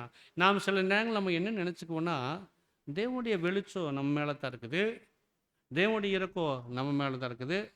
நம்ம எதிர்க்கிறவங்களை யாராவது ஒரு தண்டனை வந்துச்சுன்னா ரொம்ப சந்தோஷப்பட்டுக்கணும். நம்ம அப்பா தேவனுடைய கிருபை நம்ம மேலே அதிகமாக இருக்குது, அவங்க மேலே இரக்கம் இல்லை. ஒருவேளை அவங்க நம்மளை விட்டு பிரிந்து போயிருந்து ஏதோ ஒரு தண்டனை வாங்கிட்டாங்கன்னா நாம் ரொம்ப சந்தோஷப்படக்கூடிய ஜனங்களாக இருக்கிறோம். தேவன் நம்மை போல மற்றவர்களும் இரக்கம் காட்டுவார். நாம் பெற்றுக்கொண்ட வெளிச்சத்தை மற்றவங்களுக்கு கொடுப்பார். அப்படி இருக்கும்போது நாம் செஞ்ச வேலையை நினச்சிட்டு நான் செஞ்ச வேலை அப்பிரயோஜனமான வேலை என்று தாழ்மையோடு போய் இந்த படிப்பினைகளை கற்றுக் கொடுப்பதற்காகத்தான் இந்த 2 உவமைகளை கர்த்தர் இயேசு பேசினார். அப்போ தாழ்வு, இதெல்லாம் எதற்காக இந்த உவமைகள் படித்த உவமைகளை நம்ம பேசுகிறோம்னா, இந்த சீசர்களுக்கு இந்த குணலட்சங்களை கர்த்தர் இயேசு அந்த வருடங்கள் முழுக்க அவர்கள் கற்றுக் கொடுத்துட்டு இருந்தார். ஆனால் அவனுடைய இருதயத்தில் அது நிலை நிற்கவே இல்லை. அதனால தான் பாரு, இன்னொரு தருணத்தில் கர்த்தர் இயேசு சமாரியாவில் இருக்கிற ஒரு பட்டணத்துக்கு அங்கே போகிறாரு. லூக்கா 9ஆம் அதிகாரம் 52வது வசனம் வாசிச்சிட்டார். வசனங்கள் நிறையா இருக்கும். நான் பரிச்சயமான சம்பவங்களால் அந்த முதல் வசனங்களை வாசிக்கும் போது உங்களுக்கு ஞாபகம் வந்துடும். தமக்கு முன்பாக தூதர்களை அனுப்பினார். அவர்கள் போய் அவருக்கு இடத்தை ஆயத்தம் பண்ணும்படி சமாரியருடைய ஒரு கிராமத்திலே பிரவேசித்தார்கள். அவர் எருசலேமுக்கு போக நோக்கமாய் இருந்தபடியினால் அவ்வூரார் அவரை ஏற்றுக்கொள்ளவில்லை. இப்போது என்ன நடக்குதுங்க? சமாரியாவில் ஒரு பட்டண கிராமத்துக்கு போறாரு. இவர் எருசலேமுக்கு போகிற நோக்கம்லாம் ஜனங்க கர்த்தர் இயேசு என்ன பண்ணல, ஏற்றுக்கொள்ள. இப்போ கூட இருந்த யோவானுக்கு யாக்கோபுக்கு என்ன பண்ணுது, கோபம் அங்கே வந்துடுச்சு. என்ன கோபம் வருது, நீங்கள் வாசிங்க அடுத்த வசனத்தை. அவருடைய சீசராகிய யாக்கோபும் யோவானும் அதை கண்டபோது, ஆண்டவரே, எலியா செய்தது போல வானத்திலிருந்து அக்கினி இறங்கி இவர்களை அழிக்கும்படி நாங்கள் கட்டளையிட உமக்கு சித்தமா என்று கேட்டார்கள். இவங்களுக்கு கோபம் வந்துடுது. நல்லது தானே, கர்த்தர் இயேசுக்கு ஏற்றுக்கொள்ளாதனால இவங்களுக்கு என்ன வந்துச்சு? குறிப்பாக யார் இதில் இந்த கேரக்டர் இங்கே யார் வராங்க? யாக்கோபு, யோவான், இவங்க தான் வராங்க. இவங்களுக்கு கோபம் வந்துட்டு என்ன பண்ணுறாங்கன்னா, ஆண்டவரே, இந்த பட்டணத்தார் உங்களை ஏற்றுக்கொள்ளல, உமக்கு சித்தமானா இந்த பட்டணத்து மேலே அக்னி இறங்கும்படி கட்டளை இடுங்கள்னு சொன்னாராம். என்ன சொன்னாங்க? வசனம் நல்லா படிங்க. என்ன சொன்னாங்க? எப்படி அந்த அந்த அந்த தன்மை வார்த்தை பார்க்க உங்களுக்கு கோபம் என்ன சொல்றாங்க? என்ன சொல்றாங்க? இந்த பட்டணத்தின் மேலே அக்னி வரும்படிக்கு நாங்கள் கட்டளையிட உங்களுக்கு என்ன பண்ணுறாங்க? சித்தம். பாருங்க, இருதயத்தில் எப்படி எதிர்பார்த்துக்கிறாங்க. ஒருவேளை கர்த்தர் இயேசு சொல்லி நீங்கள் சொல்லுங்க அங்கே அக்னி வந்துன்னு சொல்லியிருந்தா இவங்க 2 பேரும் அதை செஞ்சுருந்தாங்கன்னு என்ன நடந்திருக்கும்? ஆல்ரெடி இவங்க எதை எதிர்பார்த்துட்டு இருக்கிறாங்க? ஆல்ரெடி இந்த யோவான் யாக்கோபு என்ன ஸ்தானத்தை எதிர்பார்த்துருக்குறாங்க? பெரிய ஸ்தானத்தை எதிர்பார்த்துருங்க. இப்போ அக்னி வேற இவங்க சொல்லி இறங்கிடுச்சுன்னா என்ன நடக்கும்? என்ன நடக்கும்? மற்றவங்க எல்லாருமே ஓ உண்மையாலுமே இவங்க தான் கர்த்தருக்கு அடுத்தபடி வருவாங்கன்னு. ஒருவேளை அந்த பட்டணத்தார் கர்த்தரை ஏற்றுக்கொள்ளலைன்னா அந்த பட்டணத்து மேலே அக்னி வரணும்னு நினச்சிருந்தா கர்த்தரை என்ன பண்ணியிருப்பார்? அதையே செஞ்சிரு அவரே செஞ்சிருப்பார்ல. இவங்க சொல்ல வேண்டிய அவசியமே இல்லை. அப்படி அந்த பட்டணத்து மேலே அக்னி இறங்க வேண்டிய அவசியம் இல்லை. இப்போ இவங்க கேட்டது ஒருவேளை இப்படி சொல்லிதான் கூட போகலாம், ஆண்டவரே இந்த ஊருக்காரங்களை ஏற்றுக்கல, எளிய காலத்தில் வந்தது போல் நீங்கள் இவங்க பட்டணத்து மேலே அக்னி இறங்கி அழிச்சிருங்க அப்படின்னு சொல்லியிருந்தா கூட பரவாயில்ல. ஆனால் இவங்க கர்த்தரை தாண்டி இவங்க என்ன பண்ணுறாங்கன்னா, நாங்கள் கட்டளையிட உமக்கு சித்தமாக கேட்குறாங்க. பாருங்க, இருதயத்தில் ஒருவேளை தாங்கள் தான் முக்கியத்துவம் உள்ளவர்கள் என்பதை காட்டக்கூடிய சூழல் உருவாகி இருக்கும். ஒருவேளை இவங்க செஞ்சுருந்தாங்கன்னா கண்டிப்பாக மற்றவர்களை காட்டிலும் இவர்கள் தான் மேன்மையானவர்கள் என்று தங்களை முக்கியத்துவமுள்ளவர்களாக காட்டிக்கொள்வதற்கு ஏதுவாக இருந்தது. ஆனால் கர்த்தர் தெரிஞ்சிட்டாரு, இவங்களை பற்றி யாருக்கு தெரியும்? அதெல்லாம் ஒன்று வேண்டாம், என்ன பண்ணிட்டாரு, வாங்கப்போ போகலாம், அவங்கள விட்டுருங்கட்டார். அப்படி செஞ்சுருந்தா நானே செஞ்சிருப்பேன்னு ஒரு எண்ணம் கர்த்தரையே சொல்லியிருந்துட்டு, அப்படி அக்னி இறங்குறதுக்கு தகுதியுள்ள பட்டணமாக தான் நான் என்ன பண்ணியிருப்பேன், அவரே செஞ்சுருப்பார். ஆனால் இவங்க சொல்ல வேண்டிய அவசியம் இல்லை.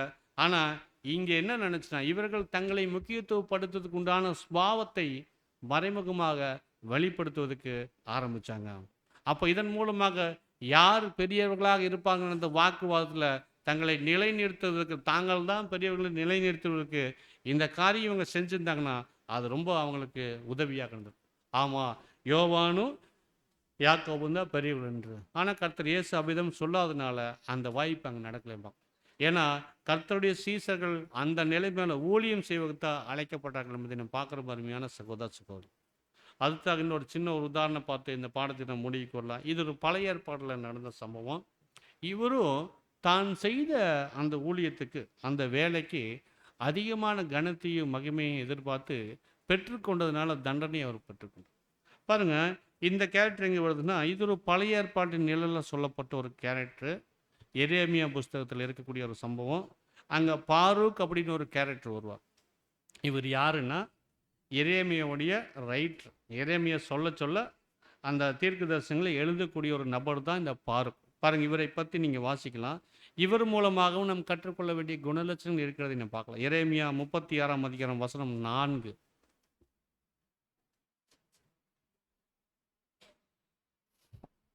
அப்பொழுது எரேமியா நேரியாவின் குமாரனாகிய பாரூக்கை அழைத்தான். யாரு? எரேமியா என்ன பண்றாருன்னா நேரியாவின் குமாரனாகிய பாரூக்கை அழைத்தார்.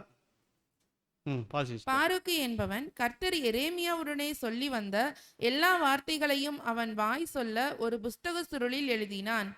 பின்பு எரேமியா, இப்ப இவருடைய டியூட்டி என்ன? இவருடைய டியூட்டி என்ன?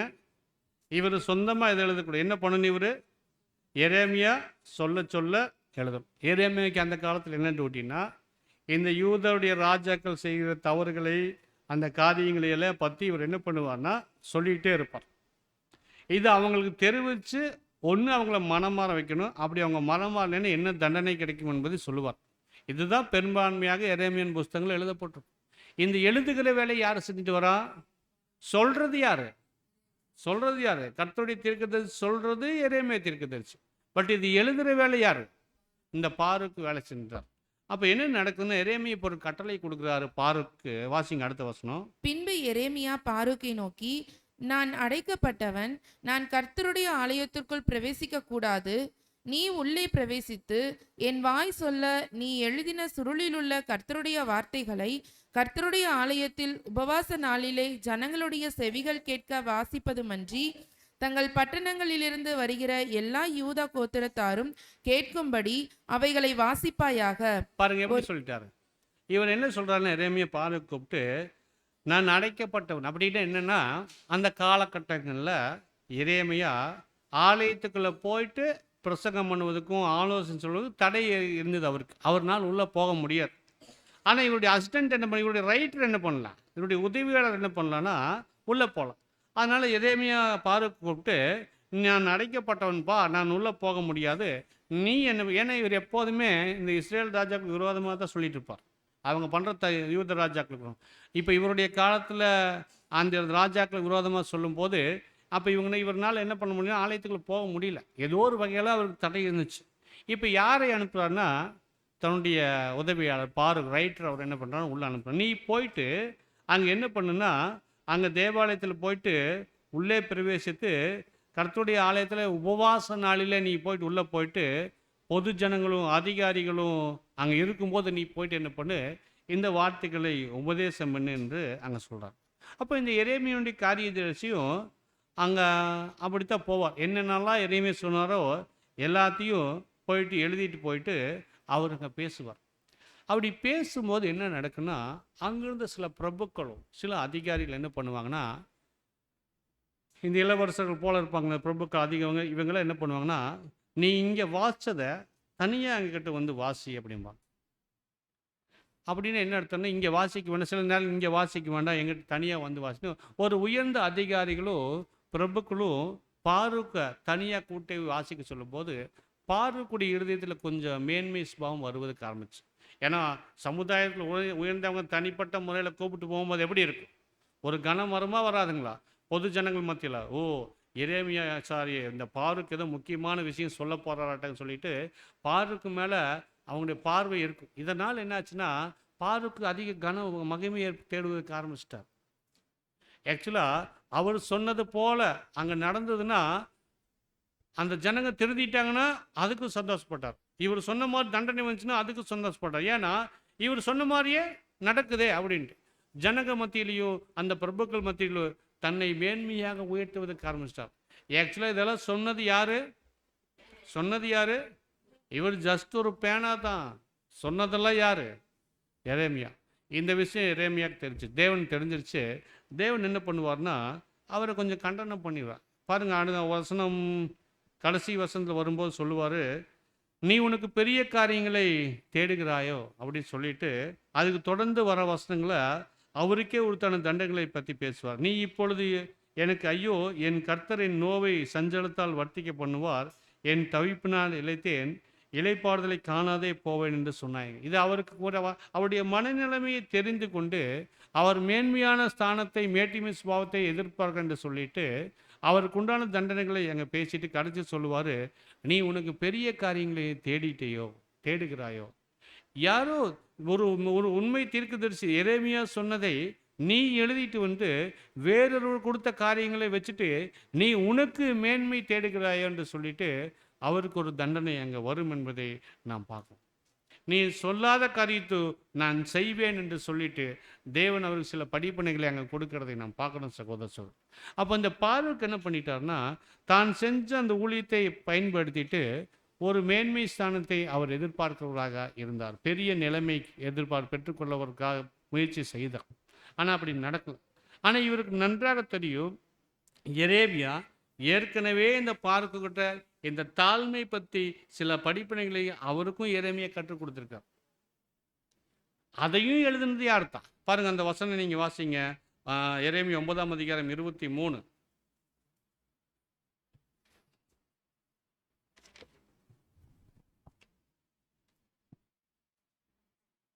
ஞானி தன் ஞானத்தை குறித்து மேன்மை பாராட்ட வேண்டாம், பராக்கிரமன் தன் பராக்கிரமத்தை குறித்து மேன்மை பாராட்ட வேண்டாம், ஐஸ்வர்யவான் தன் ஐஸ்வர்யத்தை குறித்து மேன்மை பாராட்ட வேண்டாம். பாருங்க என்ன சொல்லிட்டாரு, ஏற்கனவே சொல்லிட்டாரு. ஐஸ்வர்யவானோ பராக்கிரமனோ ஞானியோ யாரும் தங்கள் இடத்துல மேன்மையான காரியத்தை வச்சு மேன்மை பாராட்டாது. இதை எழுதுந்து கூட யார்தான் எழுதியிருப்பார்? இதை எழுதுந்து கூட எரேமியா சொல்ல இந்த பாருக்குத்தான் எழுதியிருப்பார். ஆனால் இவருக்கு இது எழுதினவர் இவரே பின்னாட்களில் தான் பெற்றுக்கொண்ட விஷயத்துக்காக என்ன பண்ணார்னா மேன்மை பாராட்டுவதற்கு ஆரம்பித்ததுனால அந்த வாய்ப்பை இழந்து போயிட்டார். பாருங்கள், அது பழைய ஏற்பாடாக இருந்துட்டாலும் சரி, புதிய ஏற்பாடாக இருந்தாலும் சரி, ஒரு மேன்மையான ஸ்தானத்தை மேன்மையான பரிசை பெற வேண்டும் என்ற நோக்கத்தோடு ஓடுனார்னா அதை இழந்து போய் விடுவார். அந்த ஜீவன் பெற்றுக்கொள்ள விரும்பிட்டு இழந்து போவது மாறாக அதை ஒருவன் இழந்தால்தான் பெற்றுக்கொள்வது போல இந்த யுகத்தில் நாம் என்ன வேலை எப்படிப்பட்ட வேலைகள் நாம் செஞ்சிட்டாலோ அதுக்குண்டான அந்த மேன்மையான பரிசை நாம் இழந்துட்டோம்னா அது ஏற்ற காலத்தில் திரும்ப என்ன பண்ணுவோம்னா இன்னும் அதிக மேன்மையுள்ளதாக நாம் பெற்றுக்கொள்ளும் என்ற படிப்பினைகள் இவர்கள் மூலமாக நாம் கற்றுக்கொண்டிருக்கோம் சகோதர சகோதரி. அப்போ இந்த பார்க்கக்கூடிய விஷயத்தில் ஏற்கனவே சொல்லியிருந்தாலும் அவரும் என்ன பண்ணிட்டார்னா தவறி விட்டார் என்பதை நாம் பார்க்கணும் சகோதர சகோதரி. இப்படியாகத்தான் இந்த புதிய ஏற்பாட்டில் நடந்த சம்பவங்களும் பழைய ஏற்பாட்டில் நடந்த சம்பவங்களும் இருக்கு. பவுல் சொல்லும்போது சொல்லிட்டாரு, ஞானிகளை வெட்கப்படுத்தும்படி தேவன் யாரை தேர்ந்தெடுத்துட்டார்? பைத்தியமானவர்கள். பலவான்களை வெட்கப்படுத்தும்படி பலவீனமானவர்களை தேர்ந்தெடுத்தார். இதனால தான் இதெல்லாம் பார்த்துட்டு தான் பவுல் என்ன பண்ணுறாருன்னா இந்த வார்த்தைகளை அங்கே எழுதுகிறதை நாம் பார்க்கணும் சகோதர சகோதரி. அப்போ சகோதர சகோதரிகளே, ஒரு வேளை நாம் இந்த இந்த நாளில் நாம் தேவனோடு ஐக்கியப்பட்டிருக்கிறதை கொடுத்து மேன்மை பாராட்டணும்னா, தேவன் நம்ம கூட தொடர்பு இருக்கான்னு சொல்லி மேன்மை பாராட்ட நினச்சோம்னா, அது ஏதோ நாம் செஞ்ச நல்ல காரியங்களாலேயோ நாம் நீதிமான்களாக இருப்போம் என்கிறதுனாலையோ அதனாலலாம் இல்லை. தேவன் நம்ம மேலே வச்ச இரக்கத்தினால கிருபையினால்தான் நம்மோடு அவர் தொடர்பில் இருக்கார். நமக்கு சில ஸ்லாக்கியங்களை கொடுத்து கொண்டு வருகிறார். நாம் பெற்றுக்கொள்கிற இந்த சத்தியங்கள், நாம் செய்கிற இந்த ஊழியங்கள், நமக்கு வருகிற எல்லா ஆவிக்குரிய வாய்ப்புகள் இதோட நம்ம ஞானவான்களோ கல்விமான்களோ நீதிமான்களோ அல்ல. அதற்காக தேவன் கொடுக்கல. தேவன் நம்ம மேலே வைத்த கிருபியினால் சும்மா இருக்கிற நமக்கு ஒரு வேலை என்ன பண்ணியிருக்காருன்னா தெரிந்தெடுத்து இரக்கம் வைத்து அங்கே கொடுத்துருக்கார் அருமையான சகோதர சகோதரர். அதனால் எதை குறித்து நம்ம இந்த உலகத்தில் மேன்மை பாராட்டக்கூடாது, மேன்மையான பரிசு அல்லது பெரிய ஸ்தானம் பெற்றுக்கொள்ளும் இந்த சீசர்கள் போல நாம் நினைக்கவும் கூடாது அருமையான சகோதர சகோதரர். அப்போ நமக்கு வெகுமதிகள் எப்போ தான் இப்போ கிடைக்கும்? நம்முடைய வெகுமதிகள் என்பது நம் பலன்கள் பெற்றுக்கொள்வது என்பது இப்போதல்ல, இது எதிர்காலத்தில் கண்டிப்பாக நமக்கு கொடுப்பார். நம்முடைய எஜமான் எப்படிப்பட்டவர்கள்னா, இன்னைக்கு பாருங்க, இன்னைக்கு உலகத்தில் எந்த அடிமைகளும் வேலை சென்று வந்தாலும் எஜமான் சில நேரம் அவங்களுக்கு கூலி கொடுக்கலாம், கொடுக்காம கூட என்ன பண்ணலாம், போகலாம். ஆனால் நம்முடைய எஜமான் அப்படி அல்ல. நம்முடைய எஜமான் ரொம்ப வித்தியாசமான ஒரு அருமையான சகோதர சகோதரிகளை. நம்முடைய எஜமான் எப்படி இருக்காருன்னா, தன்னுடைய சொந்த ஊழியக்காரருக்கு எப்படிப்பட்ட கூலி கொடுக்க வேண்டும் என்று தெரிந்த ஒரு எஜமானார். அந்த கூலியை எப்போ கொடுத்தா எப்படி கொடுத்தா அது சிறந்ததாக இருக்கும் என்று நினைக்கிறாரோ அப்போ கொடுத்தா அது நமக்கு சிறந்ததாகும். நாம் எதிர்பார்க்கிற நேரத்தில், நாம் விரும்புகிற நேரத்தில் நமக்கு பலன் வராது, நமக்கு வெகுமதிகள் கிடைக்காது. நாம் எதிர்பார்த்தாலும் கூட கொடுக்க மாட்டோம். அந்த நேரத்தில் சோர்ந்து போகிறதாகவோ, இவ்வளோ வேலைகள் நாங்கள் செஞ்சுருக்கிறோமே, இவ்வளோ கஷ்டங்கள் பட்டிருக்கோமே, இவ்வளோ நாள் முதற்கு இந்த ஊழியங்கள் செய்கிறோமே அப்படின்னு முறுமுறுக்கிறவர்களாக நம்ம இருக்கக்கூடாது. தேவன் நமக்கு வெகுமதி கொடுப்பார். நம்முடைய எஜமான் அப்படிப்பட்டவர்கள். அந்த வெகுமதி ஏற்ற காலத்தில் அது கொடுக்கும்போது நாம் எதிர்பார்த்ததை காட்டிலும் இன்னும் சிறப்பானதாக, இன்னும் அதிக ஆசீர்வாதமான உள்ளதாக இருக்கும் சகோதர சகோதரர். ஒரு இடத்துல கர்த்தர் இயேசு இடத்துல பேதுரு கேட்பாரு, நாங்கள் எல்லாவற்றையும் விட்டுட்டு வந்த, ஏன்னா கர்த்தருடைய ஊழியம் செய்கிறோம்னா கண்டிப்பாக எல்லாவற்றையும் விட்டுட்டு தான் என்ன பண்ண முடியும். உலகத்தில் ஒரு கால், கர்த்தருடைய ஊழியத்தில் ஒரு கால் வச்சா என்ன பண்ண முடியாது, செய்ய முடியாது. நாம் இழக்க வேண்டியதெல்லாம் இழந்தா தான் இந்த ஊழியங்கள் செய்ய முடியும். சீசர்கள் அப்படித்தான் வந்தாங்க. ஒரு ஒரு ஒரு வாலிபன் வந்து கேட்குறாரு, நான் வந்து உங்களை பின்பற்றி வந்து ஜீவனை பற்றுக்கொள்ளணும்னு என்ன பண்ணணும்னு கேட்குறாரு. அதுக்கு அவர் என்ன சொன்னார்? கர்த்தர் இயேசு, நீ எல்லாவற்றையும் விட்டுட்டு என் பின்னாடி வான் அப்படின்னு அந்த அந்த மனிதன் ஐஸ்வர்யவானாக இருந்ததுனால அவர் என்ன பண்ணிட்டார்? சோர்வு அடைஞ்சிட்டு அப்படியே பின்வாங்கி போயிட்டார். எல்லாவற்றையும் விடுவதற்கு அவருக்கு மனசு வரல. எதிர்காலத்தின் வெகுமதிக்காரர்களும் அப்போது அவர் பெற்றுக்கொண்ட காரியங்கள் அவருக்கு மேன்மையானதாக தெரிந்ததுனால கர்த்தரை விட்டு பின்வாங்கி போயிட்டார். ஆனால் சீசர்கள் என்ன பண்ணாங்க? சீசர்கள் என்னதான் மேன்மையான ஸ்தானத்தை எதிர்பார்த்து காத்திருந்தாலும் எல்லாவற்றையும் விட்டுத்தானே வந்திருக்காங்க. தங்களுடைய தொழில், சொந்த பந்தம், குடும்பம் எல்லாத்தையும் விட்டுட்டு தான் தங்களுடைய எதிர்காலத்துக்கென்று கர்த்தரை பின்பற்றி வந்தவர்களாக அவர்கள் இருந்தார்கள். அதனால தான் கர்த்தரிடத்துல சீசர் கேட்குறாரு, எல்லாவற்றையும் விட்டுட்டு உங்கள் பின்னாடி வந்தோமே, நீங்கள் எங்களுக்கு என்ன? ராஜ்யத்தில் உங்களுக்கு சிங்காசனம் இருக்குப்பான்ட்டார். அந்த ஒரு மாபெரும் பரிசு எப்போ தான் கொடுப்பான்ட்டாரு? ராஜ்யத்தில். அது அப்படி சொல்லியிருந்தாலுமே சீசர்களால் என்ன பண்ண முடியலன்னா, அந்த ஒரு காலகட்டங்களில் அந்த ஒரு ஸ்தானத்தை, வெகுமதிகளை அப்போதே அவர்கள் பெற்றுக்கொள்வதற்கும் அவர் எதிர்பார்த்தாங்க. ராஜ்யத்தில் போனால் யார் பெரியவனாக இருப்பார் என்ற எண்ணத்தை அவர்கள் எதிர்பார்த்ததை நான் பார்க்கணும் சகோதரர். அப்படின்னா என்ன அர்த்தம்? இதை சுருக்கமாக சொல்லணும்னா, நம்முடைய பொக்கிஷங்களை இந்த உலகத்தில் நீங்கள் என்ன பண்ண வேண்டாம். அது பொருள், பணம், மகிமை, கனம், புகழ் எதாக இருந்தாலும் இந்த உலகத்தில் நீங்கள் என்ன பண்ணாதீங்க, தேடாதீங்க. இந்த பொக்கிஷங்கள் பூமியில் சேர்த்துனீங்களா அது அழிஞ்சு போயிடும். இவைகளை நீங்கள் பரலோகத்தில் சேர்த்தணும்னா இங்கே நீங்கள் இவைகளை இழக்க வேண்டியது இருக்கு. எப்போதுமே ஒரு பரிசை பெற்றுக்கொள்ளணும்னா அந்த பரிசை பெற்றுக்கொள்ளணும் ஒன்றும் இழந்துடும். அப்போ புகழ், பேரு, கன, மகிமை இங்கே பெற்றுக்கொள்ள ஓடணும்னா இழந்துருவோம் சகோதர நிரந்தரமானது இழந்துரும். ஆனால் இங்கே நம்ம அவைகளை இழந்தோம் என்று சொன்னோம்னா, இவைகளை எல்லாம் இழந்து மனத்தாழ்மையில, மற்றவர்களுக்கு ஊழியம் செய்கிற சுபாவத்தில், மற்றவர்களுக்கு ஒருவருக்கொருவர் மனத்தாழ்மை தங்களில் மேன்மையானவர்களாக எண்ணி ஒருவருடைய ஒருவர் பாதங்களை கழுவி ஒரு தாழ்மை காமிச்சோம்னா இந்த உலகத்தில் மேன்மை புகழ் கிடைக்காது. ஆனால் அது எங்கே சேர்க்கப்பட்ட பொக்கிஷமாக இருக்கும்? இது பரலோகத்தில் அங்கே சேர்க்கப்பட்ட பொக்கிஷமாக இருக்குது. பரலோகத்தில் உங்களுக்கு ஆசீர்வாதங்கள் அங்கே சேர்ந்துருக்கு. பரலோகத்தின் ஆசீர்வாதத்தில் ஒரு பங்கு தேவன் நமக்கு தருவார் சகோதரர். அதனால தான் இந்த காலம் என்பது விசேஷமாக நாம் பரலோகத்தில் பொக்கிஷங்களை சேர்த்துவதற்கு உண்டான காலப்பகுதியில் வாழ்ந்துட்டு இருக்கிறோம். இப்போது போயிட்டு நான் இந்த உலகத்தில் நான் பொக்கிஷம் சேர்த்திக்கிறேன்னு சொல்லி விருப்பப்பட்டோம்னா அங்கே வாய்ப்பை நம்ம இனிமேல் காலங்கள் பரலோகத்தில் நம்முடைய பொக்கிஷங்கள் சேர்த்துக்குண்டான வாய்ப்புகளோ காலங்களோ வராது. அதுவும் விசேஷமாக இந்த காலங்கள் என்பது எதுக்கு தெரியுங்களா கொடுக்கப்பட்டது? கர்த்தர் இயேசுடைய மரணத்தின் நாட்களுக்குள்ளே வந்தோம்னா வருடம் ஒரு 3 மாதத்துக்கு இந்த பாடங்களை எதுக்கு நாம் பார்க்குறோம்? நாம் சுத்திகரித்து கொண்டு நம்மில் குறைவாயர்களை சரி செய்து கொள்வதற்காகவும் கவனம் செலுத்த வேண்டியவர்களாக இருப்பதற்காகத்தான் இந்த காலங்கள். ஏதோ ஒரு பாரம்பரியமாக பார்க்கிற ஜனங்களாக இல்லை.